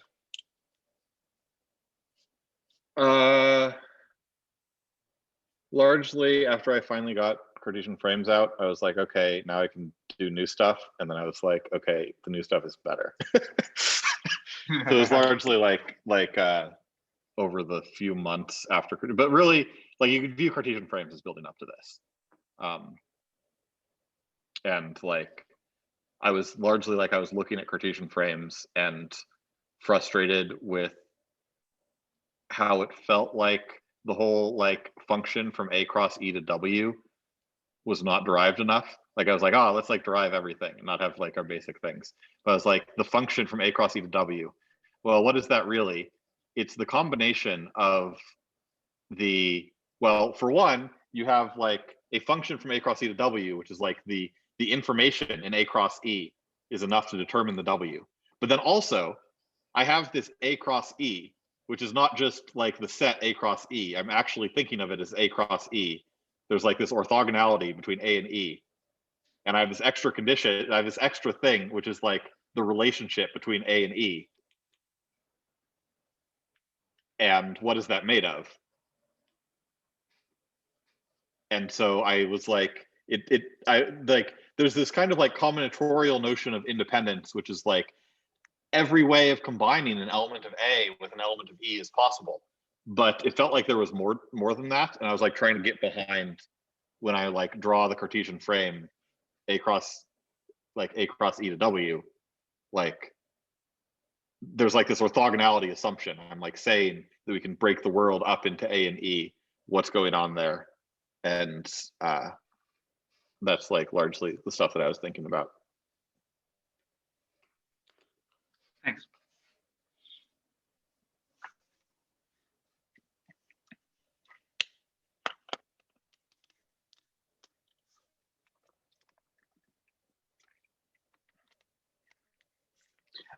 Will your sequence primarily contain the content of this talk? My sequence will primarily contain the content of this talk, together with some like extra notation that I will use for proving things. But like for the most part, all of the important content, if you're not going to go through the proofs, the important content of the sequence is this talk. Like this is kind of where I am now, and then I want to like go through all this stuff on this slide. But like the sequence doesn't really have much more beyond this. In fact, yeah, in the stuff that I've written, I haven't even written up anything about how to go from a DAG to a factored set, because I kind of was mostly just working within the factored set ontology and not like talking about the connection. Like there's a lot of stuff that's missing, and basically like the slides of this talk is kind of a summary. Is this a category theoretical stuff that you have coming out, and if so, when? I don't know, probably like, no, I'm not planning. My plan is to release a bunch of stuff that's corresponding to like the proofs in these slides, and then kind of think. I mean, I'd like it if people like thought with me in the form of making less wrong posts, trying to figure stuff out. And some of it I will have already done and not really like done publicly, but just because I haven't gotten around to it and stuff like that. Like basically the things that I have written up well are mostly going to go out, and the things that I don't have written up well are not. And I'm going to hopefully talk with people about it and stuff. Do you think it would make sense to introduce uncertainty about whether two variables are orthogonal? Or perhaps the extent to which they are orthogonal? Sure, yeah. I mean, I think that there's a way in which an agent that's orienting the world can be thought of as like building up beliefs. And part of the process of building up beliefs is sometimes it like comes to believe that some things are orthogonal. And that's like when it's like trying to model the world, it's doing that. And anytime that happens, it feels like if I'm an agent with uncertainty, I might be like, well, I'm about to go vote, and I'm not sure whether or not my voting is orthogonal to the voting of my neighbor. I need to figure that out. And then I need to discover TDT or something, which is like questions about what's orthogonal. Like, I think that agents orienting need to, like, I think that like the type of epistemics, you don't just like collect a bunch of probabilities. You like collect a bunch of things that are not just a bunch of probabilities. And one of the types of things that you want to collect is orthogonality facts. And you could have uncertainty about those orthogonality facts. Yeah, I'm of course just about like about anything else, but I was thinking that perhaps two variables might be almost orthogonal to one another, and then you shouldn't be throwing that away as simply not orthogonal. Yeah, I think there's interesting stuff that's like approximate, like you have orthogonality at some high level and not some like lower level. I think that often this can actually be expressed as like things like conditional orthogonality, where it's like I guess not the orthogonality version, but you can kind of say that like, well, you have X and Y and they're almost orthogonal. And maybe I should think of X and Y as kind of noisy modifications of X prime and Y prime that are actually orthogonal. I could justify this question by saying that, for example, when we have a neural network, then you might want to train it to have as many orthogonalities as possible within it, so it will be easier to interpret. And yeah, that requires that seems plausibly interesting. And that requires a continuous version. Yeah, but I think that like if you're doing something like that, you're kind of just doing a hack that you can do whatever measure of orthogonality you want and see if it works. Like I don't think I want a particularly like principled way to measure orthogonality, because I think I'd mostly use it for something like those hacks. Okay. If someone had a bunch of data about the concentrations of various metabolites at various points in time, how many months of research do you think it would take them to try to apply this sort of framework to inferring the metabolic pathways? And do you think it would be successful? And yeah, I'm not even gonna answer that question. I don't know. I've never really implemented anything in my life. I'm not the person to ask. Okay. Does that mean, does it sound like someone who is like, if someone were interested in empirical research and like, does it seem like among interesting empirical routes forward? Yeah, I think. Oh wait, sorry. Your specific thing, does it feel like an interesting empirical route? Yeah, like, yeah. I don't know. I don't do empirics either. I don't know. I don't know. I don't know. I'm interested in empirical applications, and I think that there's a lot of stuff I'm interested, but I probably am not doing it myself, and two, do not think I'm an expert. Somebody who's like understood this talk and has lots of experience with doing empirical stuff is probably more of an expert on whether or not this is going to be able to be implied to stuff than I am by this point.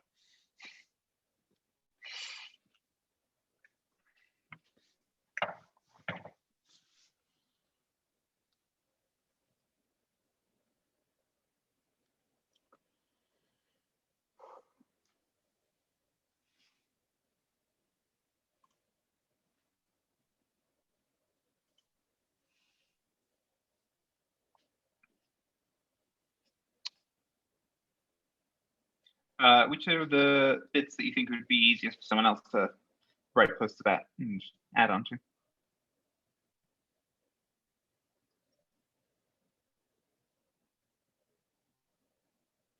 I don't know, just however they're excited about applying it or something. Like, I think something where, yeah, I don't know. Yeah, sorry, I was, yeah, I don't have a concrete path forward for doing something like that. Like, I have like some of these things that have thoughts on and I can like write up more on, and I hopefully will like write up some more on. But like, I don't know, kind of, I'm just like, here's a new way to model things that involve time that isn't graphs. Go. And yeah, I don't know. Yeah, I guess I could say like things that I would be like especially excited for somebody who like really wanted to get into this to like work on and possibly like write papers or like maybe like co-author papers on stuff or something would be figuring out the infinite case would be one thing. Another thing would be just like writing up the whole stuff about how to translate from Perl to this. Like I said, I have a way to get from a DAG to a finite factored set, and so DAGs are a larger model class, and I haven't like, I think that, and then I think that there's like theorems of the form, you can take a DAG and you can build a finite factored set from it, and like time in the DAG exactly corresponds to time in the finite factored set, where Perl is able to ask the questions, where I might be able to ask more questions. And conditional orthogonality, like deseparation, is going to exactly correspond to conditional orthogonality, and proving all of that stuff that's like really like in the like structure learning world seems good. If somebody who's like an expert in structure learning wanted to like do that and would actually be good at the task of figuring out how to get all that written up and get a paper such that we can sell this thing to structure learning people and maybe like do some sort of structure learning revolution, that would be cool. Yeah, so like infinity and like is like the hard problem, like hard mathematical problem that would take some work, and then like the being able to connect up to structure learning, and then like a programmer that wanted to do stuff could like try to generate a bunch of theorems about temporal inference. Like I gave a combinatorial thing where you can kind of on one side kind of exhaust, on one side you can kind of search for factored sets that give you counterexamples to temporal properties, or yes, search for factored set models that give you counterexamples to temporal properties. And on the other side, you can search for proofs that kind of look like the proof that I gave, where you kind of do Boolean combinations to properties, to like, you do Boolean combinations of histories and like collect properties on those. And I think that like there's some hope of being able to like do some like computational temporal inference, and like a programmer that wanted to try to do that could do that, and that would be an interesting project forward. And then in the embedded agency world, it's just a whole bunch of like taking places where we use DAGs and see what it looks like. So there's maybe hopefully 4 concrete handles, kind of. Yeah.